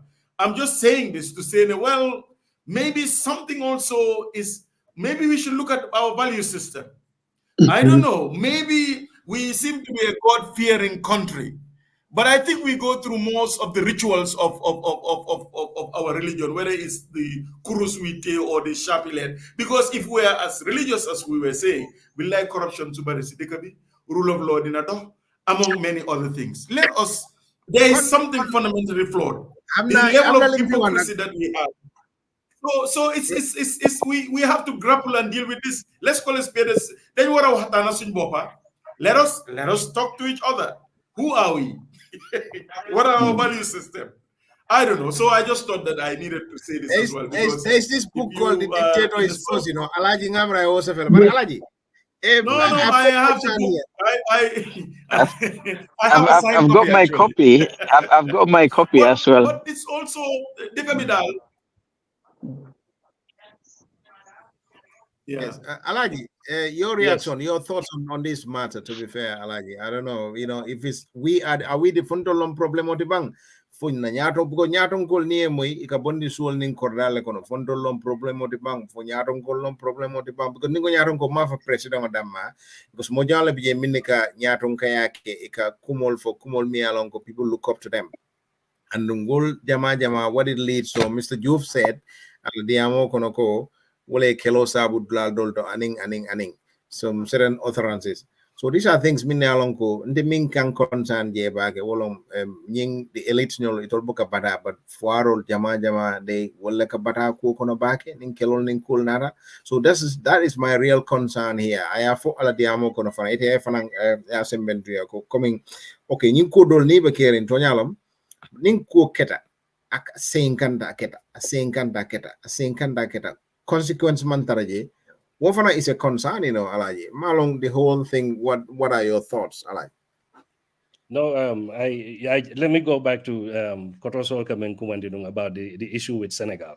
I once wrote an article, does the Gambia suffer because she has so few lovers? Meaning, you know, Gambia Batamenkone, is it because Gambia Diunleman Gambia Kanu?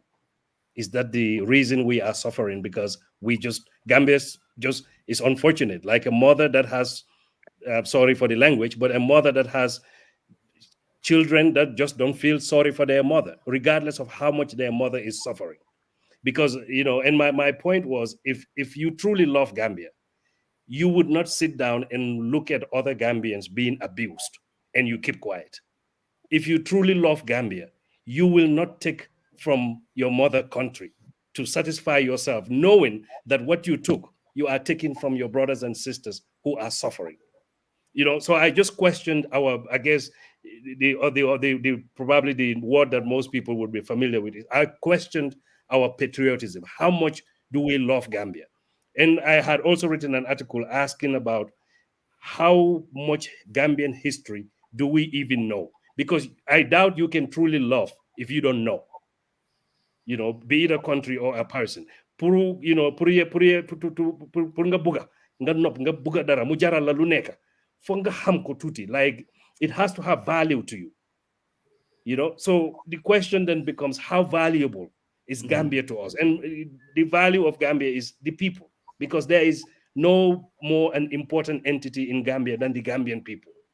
You know, so when Korosol brings up Senegal, Senegalese are very different in their thinking. The Senegalese is able to see beyond himself and see Senegal. A lot of us in the Gambia cannot see beyond ourselves to see Ikafuarol Menifo until Bukawo Jeno. Somebody had asked me a question last week. Why are you still talking? Why are you still doing this? Because in their mind, man, I'm an American citizen. My children are American citizens. I'm almost 50 years old. I don't need a job. I don't need a government job. My mother and father have both passed. Besides the few possessions I have in Gambia, I really don't have anything in Gambia. I'm not suffering. I'm doing okay. Why would I be wasting my time on Gambian affairs? And, you know, it struck me that, you know, this is the mindset of a lot of people in the Gambia. You know, we cannot see beyond ourselves. Because I'm doing okay, that means I shouldn't. All of you here, I mean, everybody seated here in this on this show right now, none of us needs Gambia to advance. But here we are. We are not talking about the UK. We are not talking about Canada. We are not talking about America. We are talking about Gambia. Why is that? We could have been doing better things. We could have been doing other things, spending our time doing God knows what. But we are here discussing Gambia. And, you know, it goes back to when you mentioned civil society. Unfortunately for Gambia, again, I would ask the question, you know, how many of us truly love Gambia? Because even a lot of these people in civil society, it's not because they believe in a cause. It just so happens that they happen to be in a situation, or it's a job, or they are mostly hustlers. They are more worried about some podium or going to some conference and taking pictures and coming back and sharing those pictures on Facebook and what, but they don't really believe anything. Whereas if you go to places like Senegal, or you come here to places like Kenya, you see people that actually believe in something. They believe in a cause. They believe that their country can do better. And that because of that, they don't mind putting their life on the line for the sake of their people. The Gambian would not do that. Most of us would never do that. If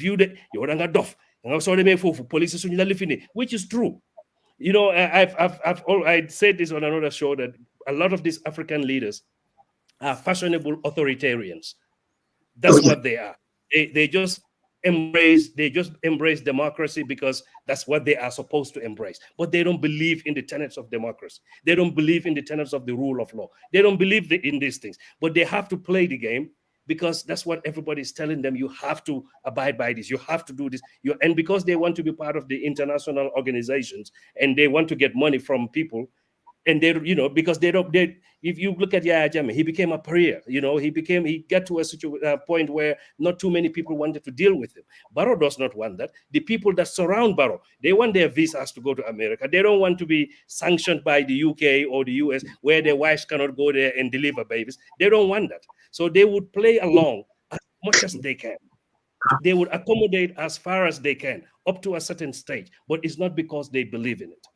And so when we come to Senegal, and these are some of the differences. Senegalese, you know, unfortunately for us, the patriotism that you see in Senegal, it wasn't by accident, it was deliberate. They actually had policies around that to build patriotism in the minds of their people. They are very aware. They know that, you know, Senegal is bigger than the individual self. They know these things. Gambia is not like that. Just today, I put out a statement. I put out a Facebook post about this constitution. You know, this new constitution that they brought in is I call it the APRC NPP constitution. It's not the people's will, but the CRC, the very people, the lawyers that drafted that constitution, the CRC team, where is their statement? If they truly believed in what they were doing, you went and talked to the whole nation. You listen to the voices of the people. The people gave you their voices. They told you, they gave you a mandate. You come and write something. Because somebody is not happy about it, he sat with his cabinet and they butchered it, and they come back with this, and you are quiet, you don't say anything. By this time, everybody from Suleiman, the CRC commission or whatever the leader was, from Suleiman all the way down, they should be issuing statements saying something about it. They should not be quiet, because the people gave them a mandate, and that mandate failed, not because of them, but because somebody's desire to cling onto power. The very first cabinet paper that was released on that constitution, the first thing that they listed was that it discriminates against President Barrow. That was their main concern. That was the first thing that they listed on that. So where are the people that are going to stand up and say, no, this is the voice of the people. This is what we want. This is what we demand would happen. And the reason, Saul, I said we have power on paper, in reality we don't. You try to go to Gambia today and say you are going to demonstrate. They would pour hot water on you. They would put tear gas on you. Or if you apply for a permit, either they would deny you or they would confine you to a space where you become irrelevant and nothing would come out of it. So that's why I say on paper, yes, you have power. But everything, when you try to ask for a permit, what would they tell you? It's a security risk. At this point in time, blah, blah, blah. Mr. Sidibaro, if you have power, you don't need permission to exercise that power as a people. Well, lima buga emphasize more in every revolution that they they make sacrifices. Because changes in most leaders they're fashionable Democrats. So the gis ne purunga bring about that system change bo hamne dina empower nini dina, because I'm not read recently. It's not like leadership, so empower institutions strengthen system change. Because sometimes, some time ago, we had this conversation, you can have strong institutions, but if you have weak, people manning those institutions, they would equally be weak.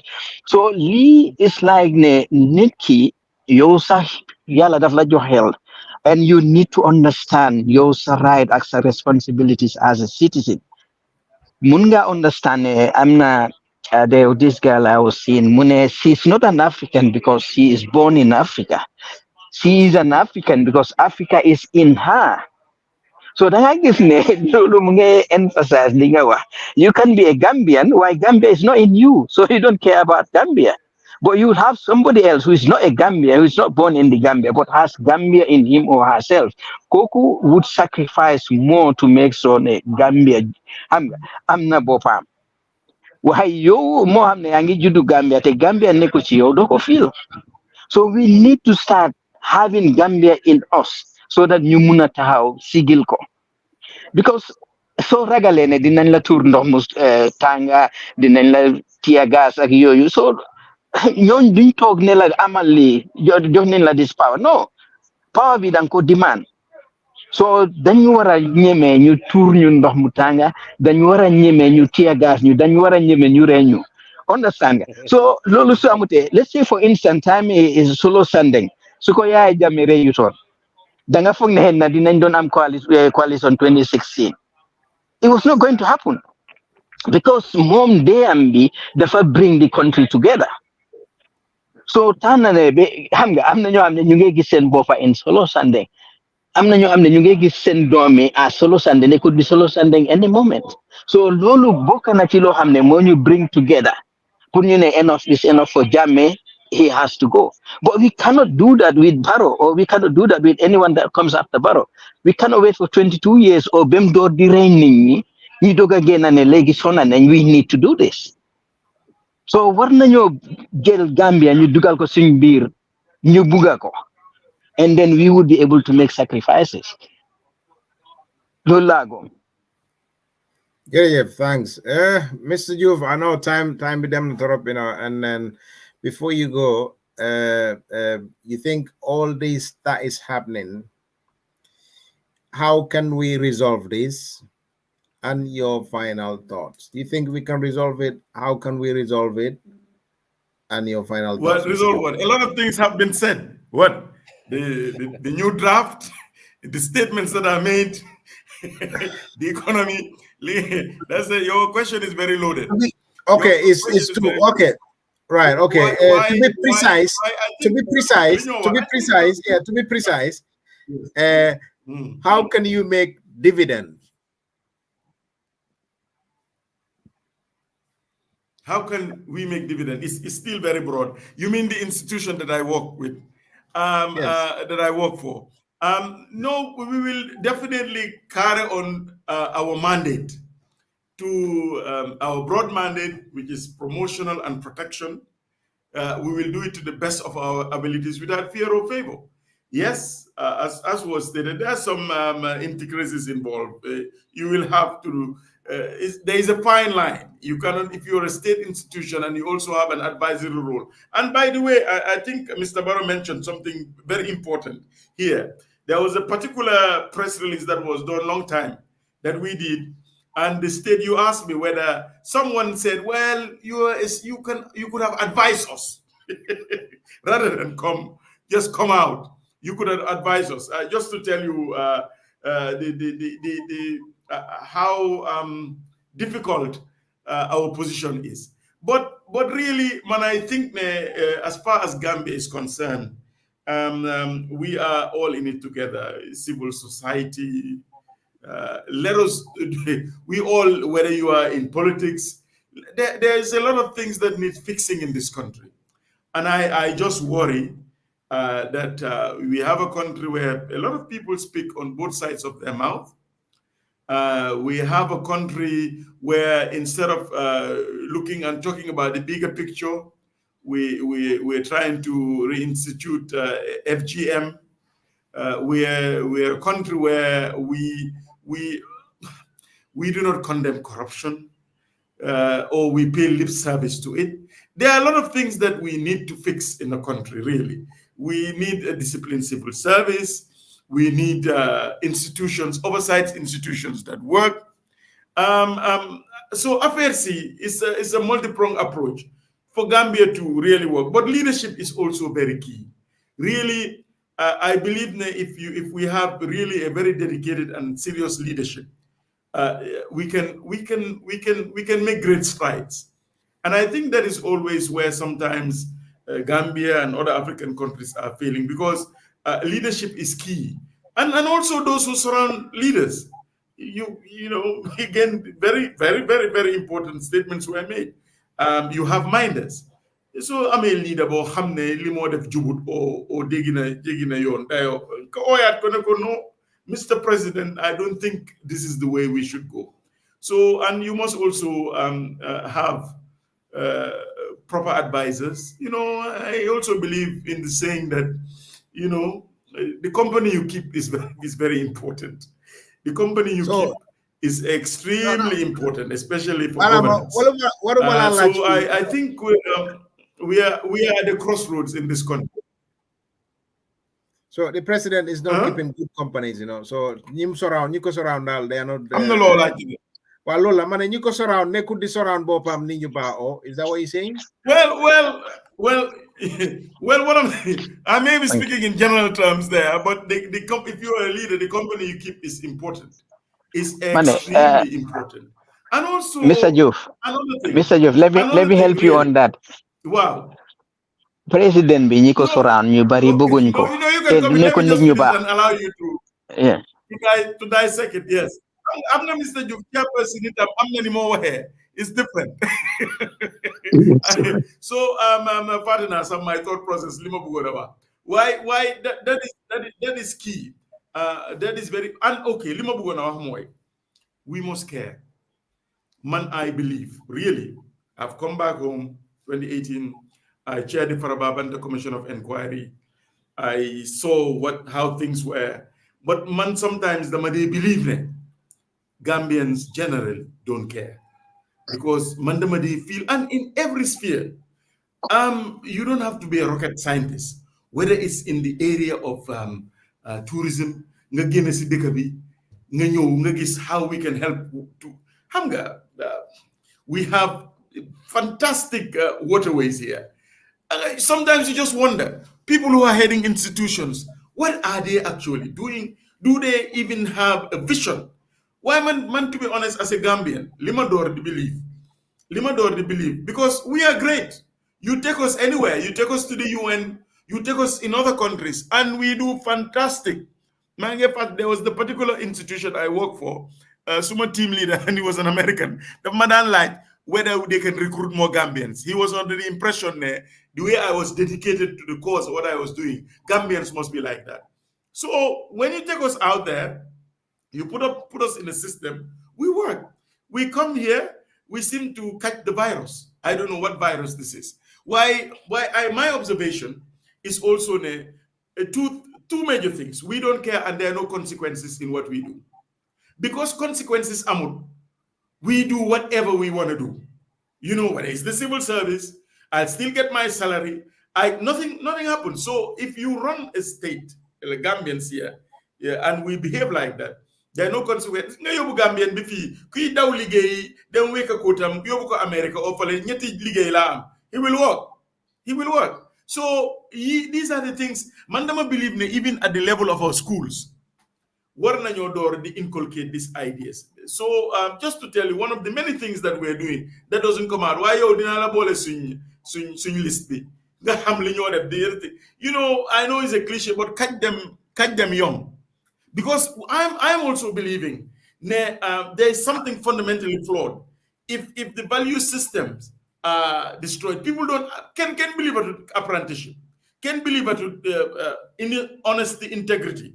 Yes, the rituals of religion are everywhere. Why it's not even yielding dividends? So when I believe even at the level of our schools, there are, I don't know, Nakaloko Senegal or whatever. Why there is something that we need to start inculcating.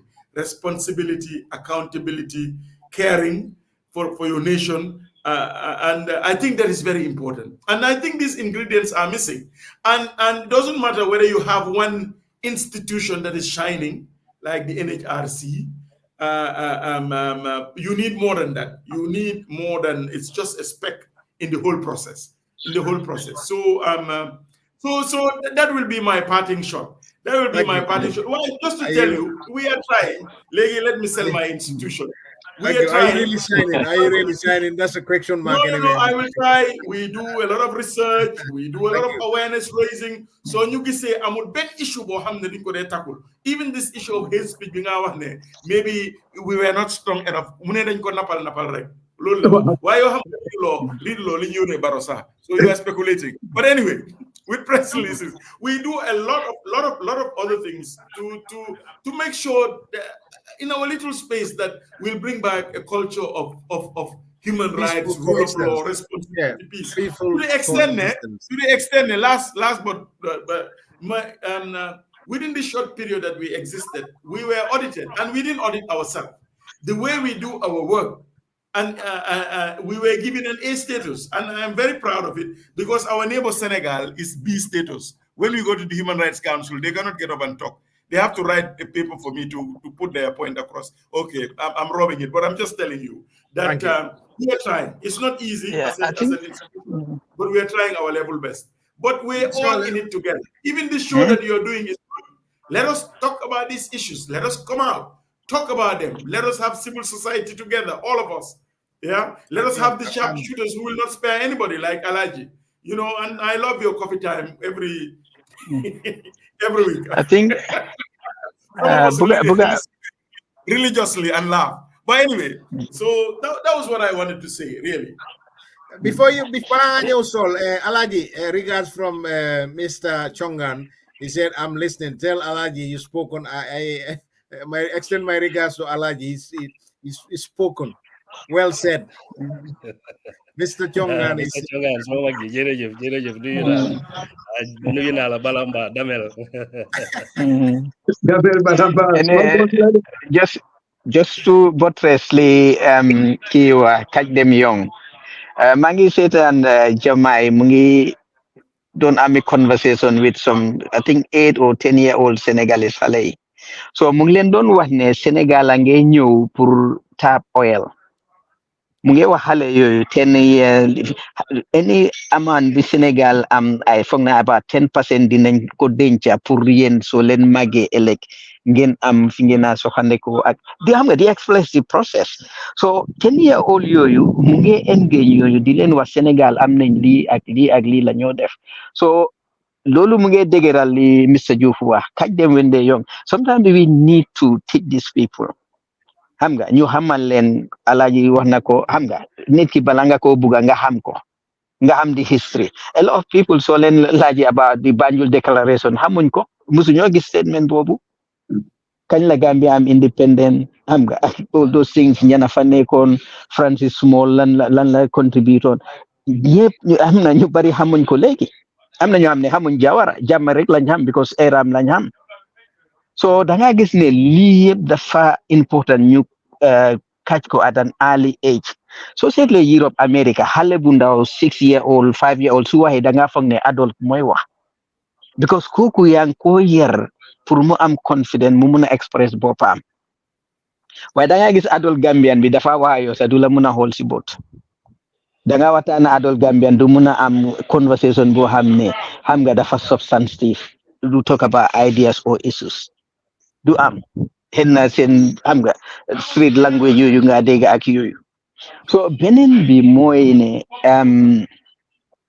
xam nga njiit bi wax nga ne Gambian si suñ génnee outside dañ dee xam nga excel very well waaye ñi si gën a bari suñ delloo si kër gi xam nga they're off waaye ñooñu man li ma gëm mooy ne because outside amuñ but they have to comply waaye nit ki place ak alel do they change nit daf they expose yow kañ nga who is the real person so su fekkee ne yow yaa ngi in this struggle yaa ngi doon hear about against injustice yaa ngi doon hear against dictatorship yow nga ñëw nekkaat in a government boo xam ne am nga opportunity pour proof points ak yow yi nga doon hear you doing otherwise it means ne yow dang doon hear démba because of sa njëriñ te am nga njëriñ boobu faalewtoo loo doon xeex démba so loolu mooy attitude yi Gambian bi alaaji mu ngi fi bi mu demee si TRRC bi mënoon naa def naka la sudul noonu mu collecte xaalis waaye am na certain changes yoo xam ne def na ko fa nangut gars yi korop ko ñu ngi ko won ne lii mun ngaa amee fii mun ngaa def lii mu ne non du ko def am na ñoo xam ne sax help na leen ñoo xam ne ñu ngi si police bi ñu ngi si army bi senior officers so su amoon na ni moo mel dafa toog foofu rek am xaalisam so dafa mel ni moom lim doon xeex démba xeexut pour ñëpp daf doon xeex pour boppam so Gambian boo xam ne outside nu mun di def su fekkee ne is a genuine Gambian gëm na li moo def su duggee si nguur gi dina mun a def the same thing understand and am na ñoo xam ne offer nañ leen positions in the government mënuñoo dem not because bëgguñoo dimbale seen réew waaye dañ feel ne su ma demee I may not be able to work with them te dinañ ne wa yow de démba yaa ngi doon wax li yaa ngi doon wax lele te yaa ngi si nguur gi yaa ngi ne muut so nga bañ a dem nga sàmm sa ngor moo gën nga dem ba pare ngay def naka la sudu noonu ngay jëlkat so Gambian bi man li ma gom daal gomut boppam oo bugut Gambia loolu rek la waaye until we start taking it this discussion to the next level comme li Moustapha wax at least ñu aasi little action then duñ mun a achieve a lot dañoo continuer di wax rek so il faut ñu jël ko yóbbu ko to next level jërë ngeen jëf jërëjëf Aziz, your thoughts, your observations. li ma waroon a njëkkee lay mujjee mooy ne am naa mbégte trop pour toog ak ñaari kilifa yoo xam ne definitely suma role model lañ Mr. Diouf yaaga naa la toppa trop and to be quite honest I want to admit ne yéen a ngi def a good job especially yow Alhaji Barrow I bought your book suma boss jël ko nangut ma ko jox honestly it's being read by some professors here at Dalhousie University fi may liggéey and it's just suma boss moo ko gis rek mu read ko and then he took it away but that tells you how important it is. Wow. To be quite honest. Wow. Definitely waxoon naa ne ñaar ñi buñ fi nekkee man waruma wax dama war a toog déglu waaye li ma bëgg a wax mooy man gëmuma ne Gambian bi bugut bo réewam déedéet bugga na ko It's just then I don't know, a faulty sense of patriotism, if I may put it that way. Ngate jaral na ñoo am na ñoo xam ne Gambia jaral na leen sax ñu xeexal, but for what and to what end? That's the question. And that comes back to lan moo ma cee nekka. So yes, bugga nañ ko waaye I think we need a different mindset. Conversation bi dafa war a change te d'accord naa ne nañ start from the school. Nañ start from the school. Why itam leadership bi am na ci wàll trop. Te always man dama dee bugga refer back to Time Jawara. Ndax itam Time Jawara, most of these things were here. The only difference is Jawara leadership, at least he had a pacifying language. Xam nga doo ko musa dégg ak loo ko munti wax Jawara du tontu bu porof. At least loolu dimbale na nit ñi to pacify at least a bit. Gisuñ ko ci Yaya Jammeh, gisuñ ko ci nakalaati Barrow of late. Loolu moo ñu wuteeloo waaye bu duutoon loolu kañ definitely réew mi mënoon naa weesu fi mu weesu. Man léegi in my own imagination and frustration dama dee question civic education department bi, the civic education lan lañ dee jàngale when they go out to talk to the people.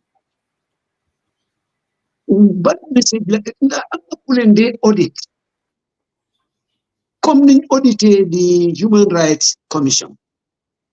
Leneen li ma bëgg a laaj Mr. Diouf te su fekkee ne di nga ko mun a baaxee mooy the same annual report that they include government violations or abuses.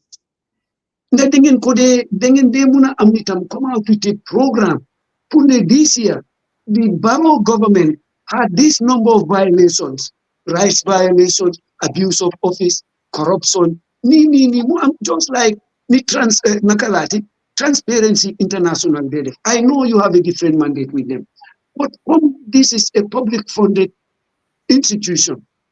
It should be there. NHRC justice and website. Why ningen am programs? Yeah. We are at least the one in at B. In terms of democracy, we have either progress or regress. That this number of abuses no help. They're gonna engage with the police which is very good. Why not say that no would ever translate into change? No, parce que l'État, si souf ñende wax ak ñoom. Man yaakaar naa ne jot nañu tollu foo xam ne we name and same people. Yeah. Quickly, rek harama add yaa ngi wax lu bare wala ma faté.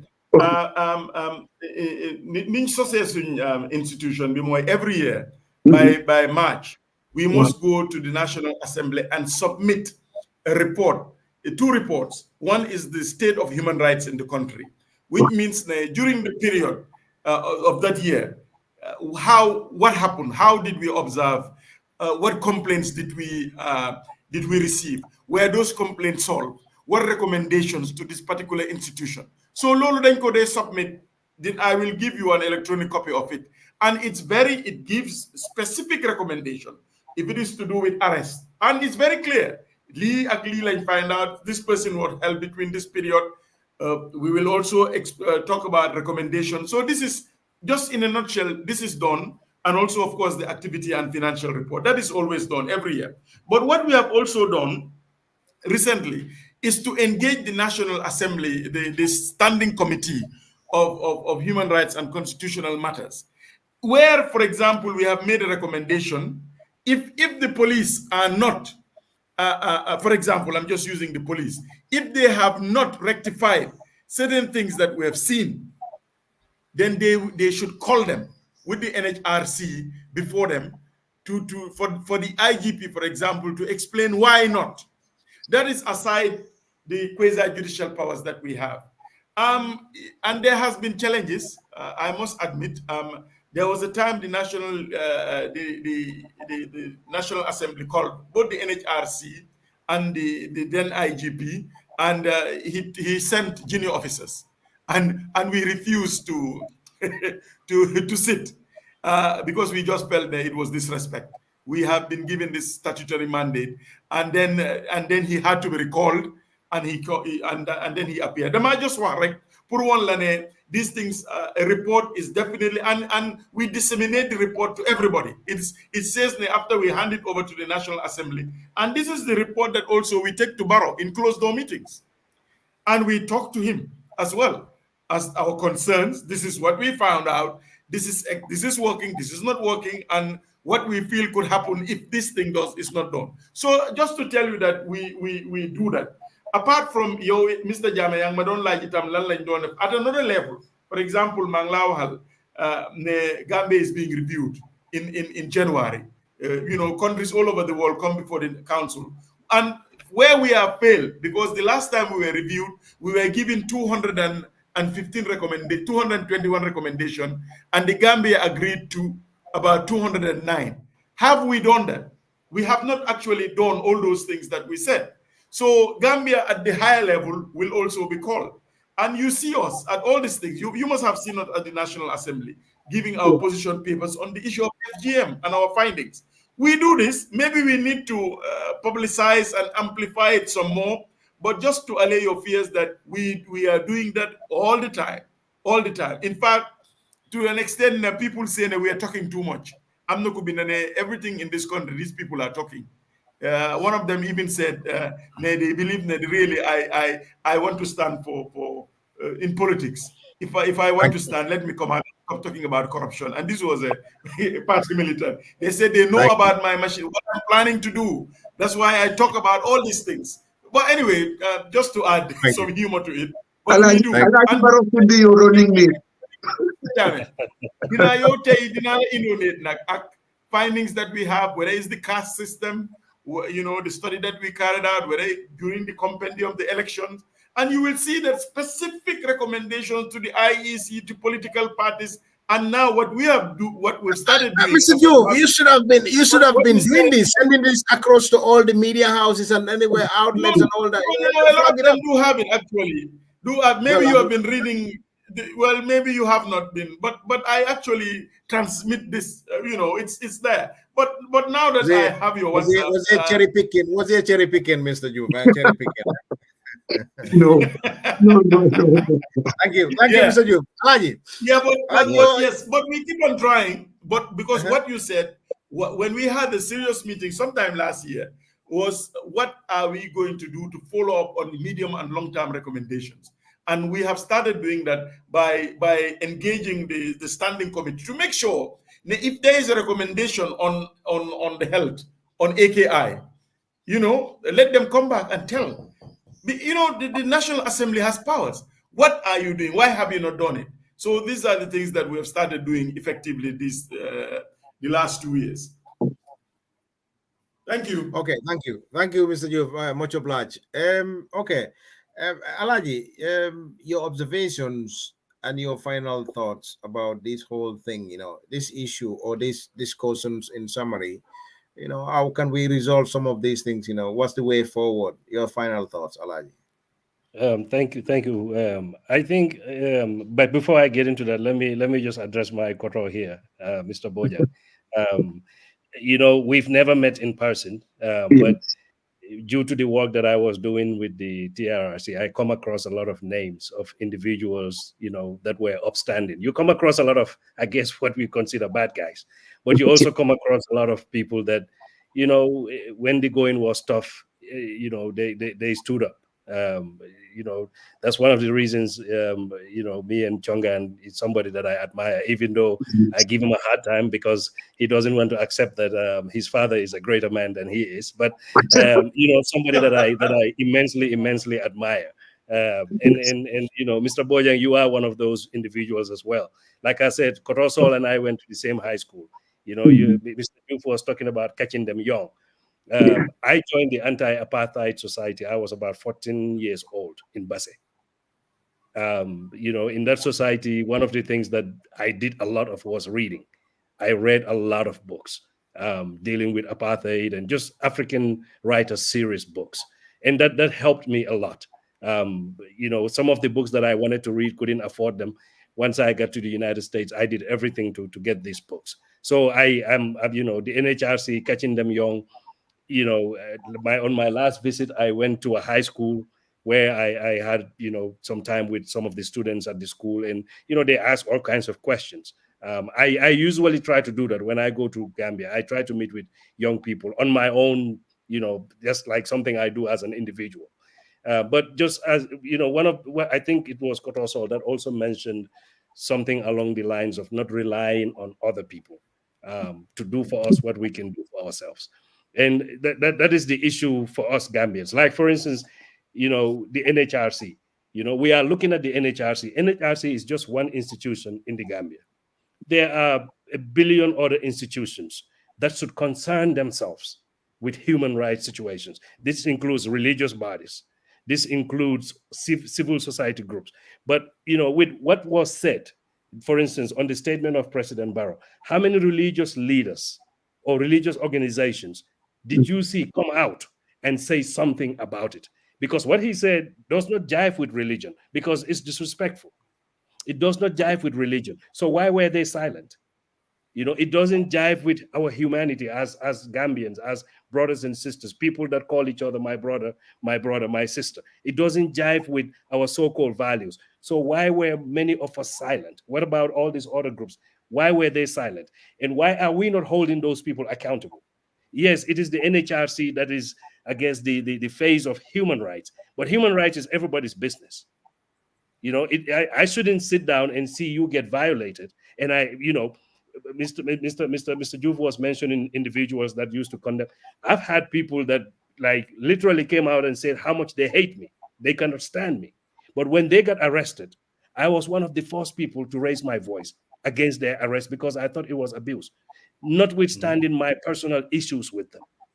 Because I know if it could happen to them, it could happen to me. And when it happens to me, I would want somebody, regardless of how they may feel about me, to stand up for me and say something about it.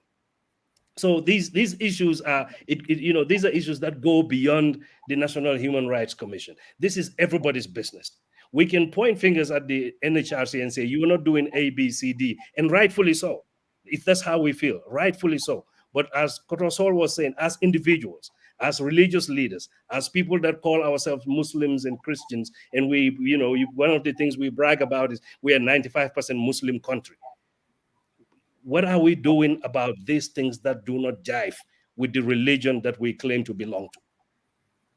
So for me, it's about individual responsibility. That's where it starts. Before I point fingers at anybody else, I would make sure on my own little platform, I have my little Facebook platform and my little coffee time platform.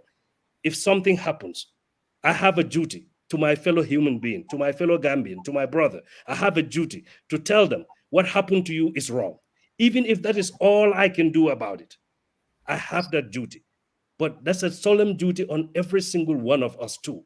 It shouldn't be that because I don't like Kotosol, something bad happens to him, or I don't like Aziz, something bad happens to him, I keep quiet.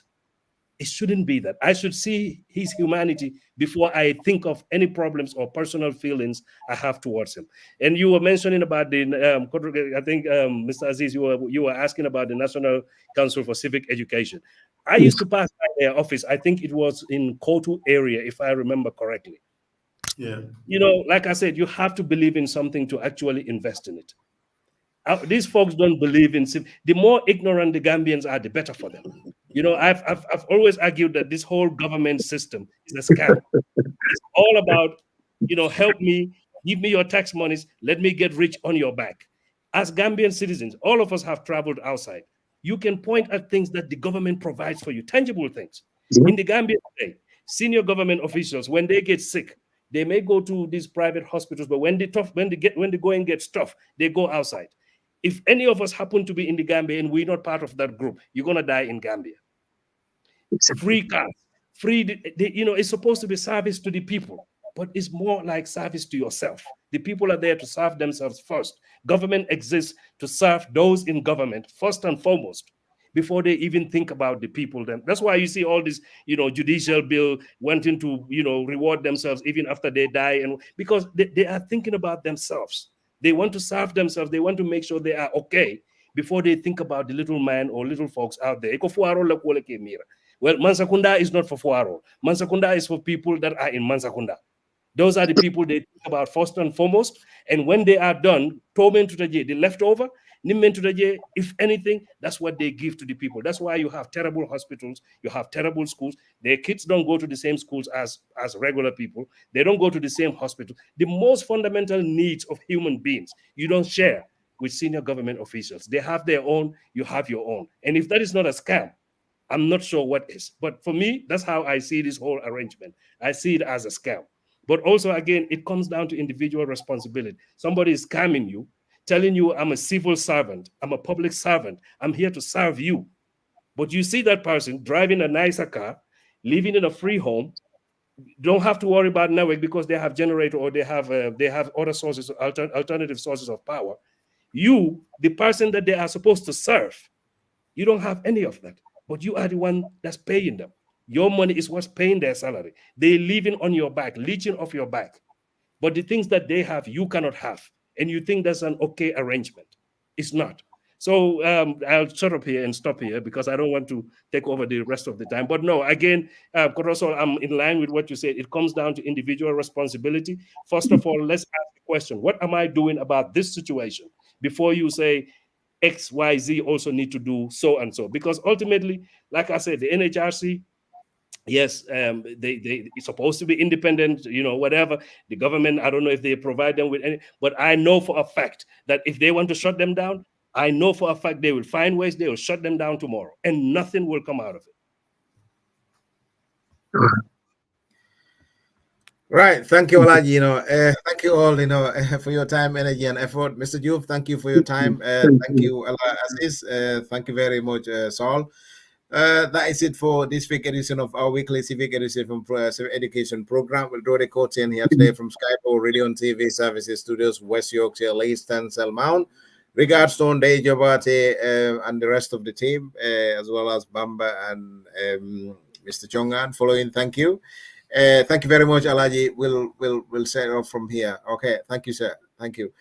Brung lamerlan linji beral mobe dawda ni be watu wari to nyinon na lokum civic education program o min kaso jang kabon Skype or Radio and TV services. Bedana janne fo sibitinala inshallah lokum koteng.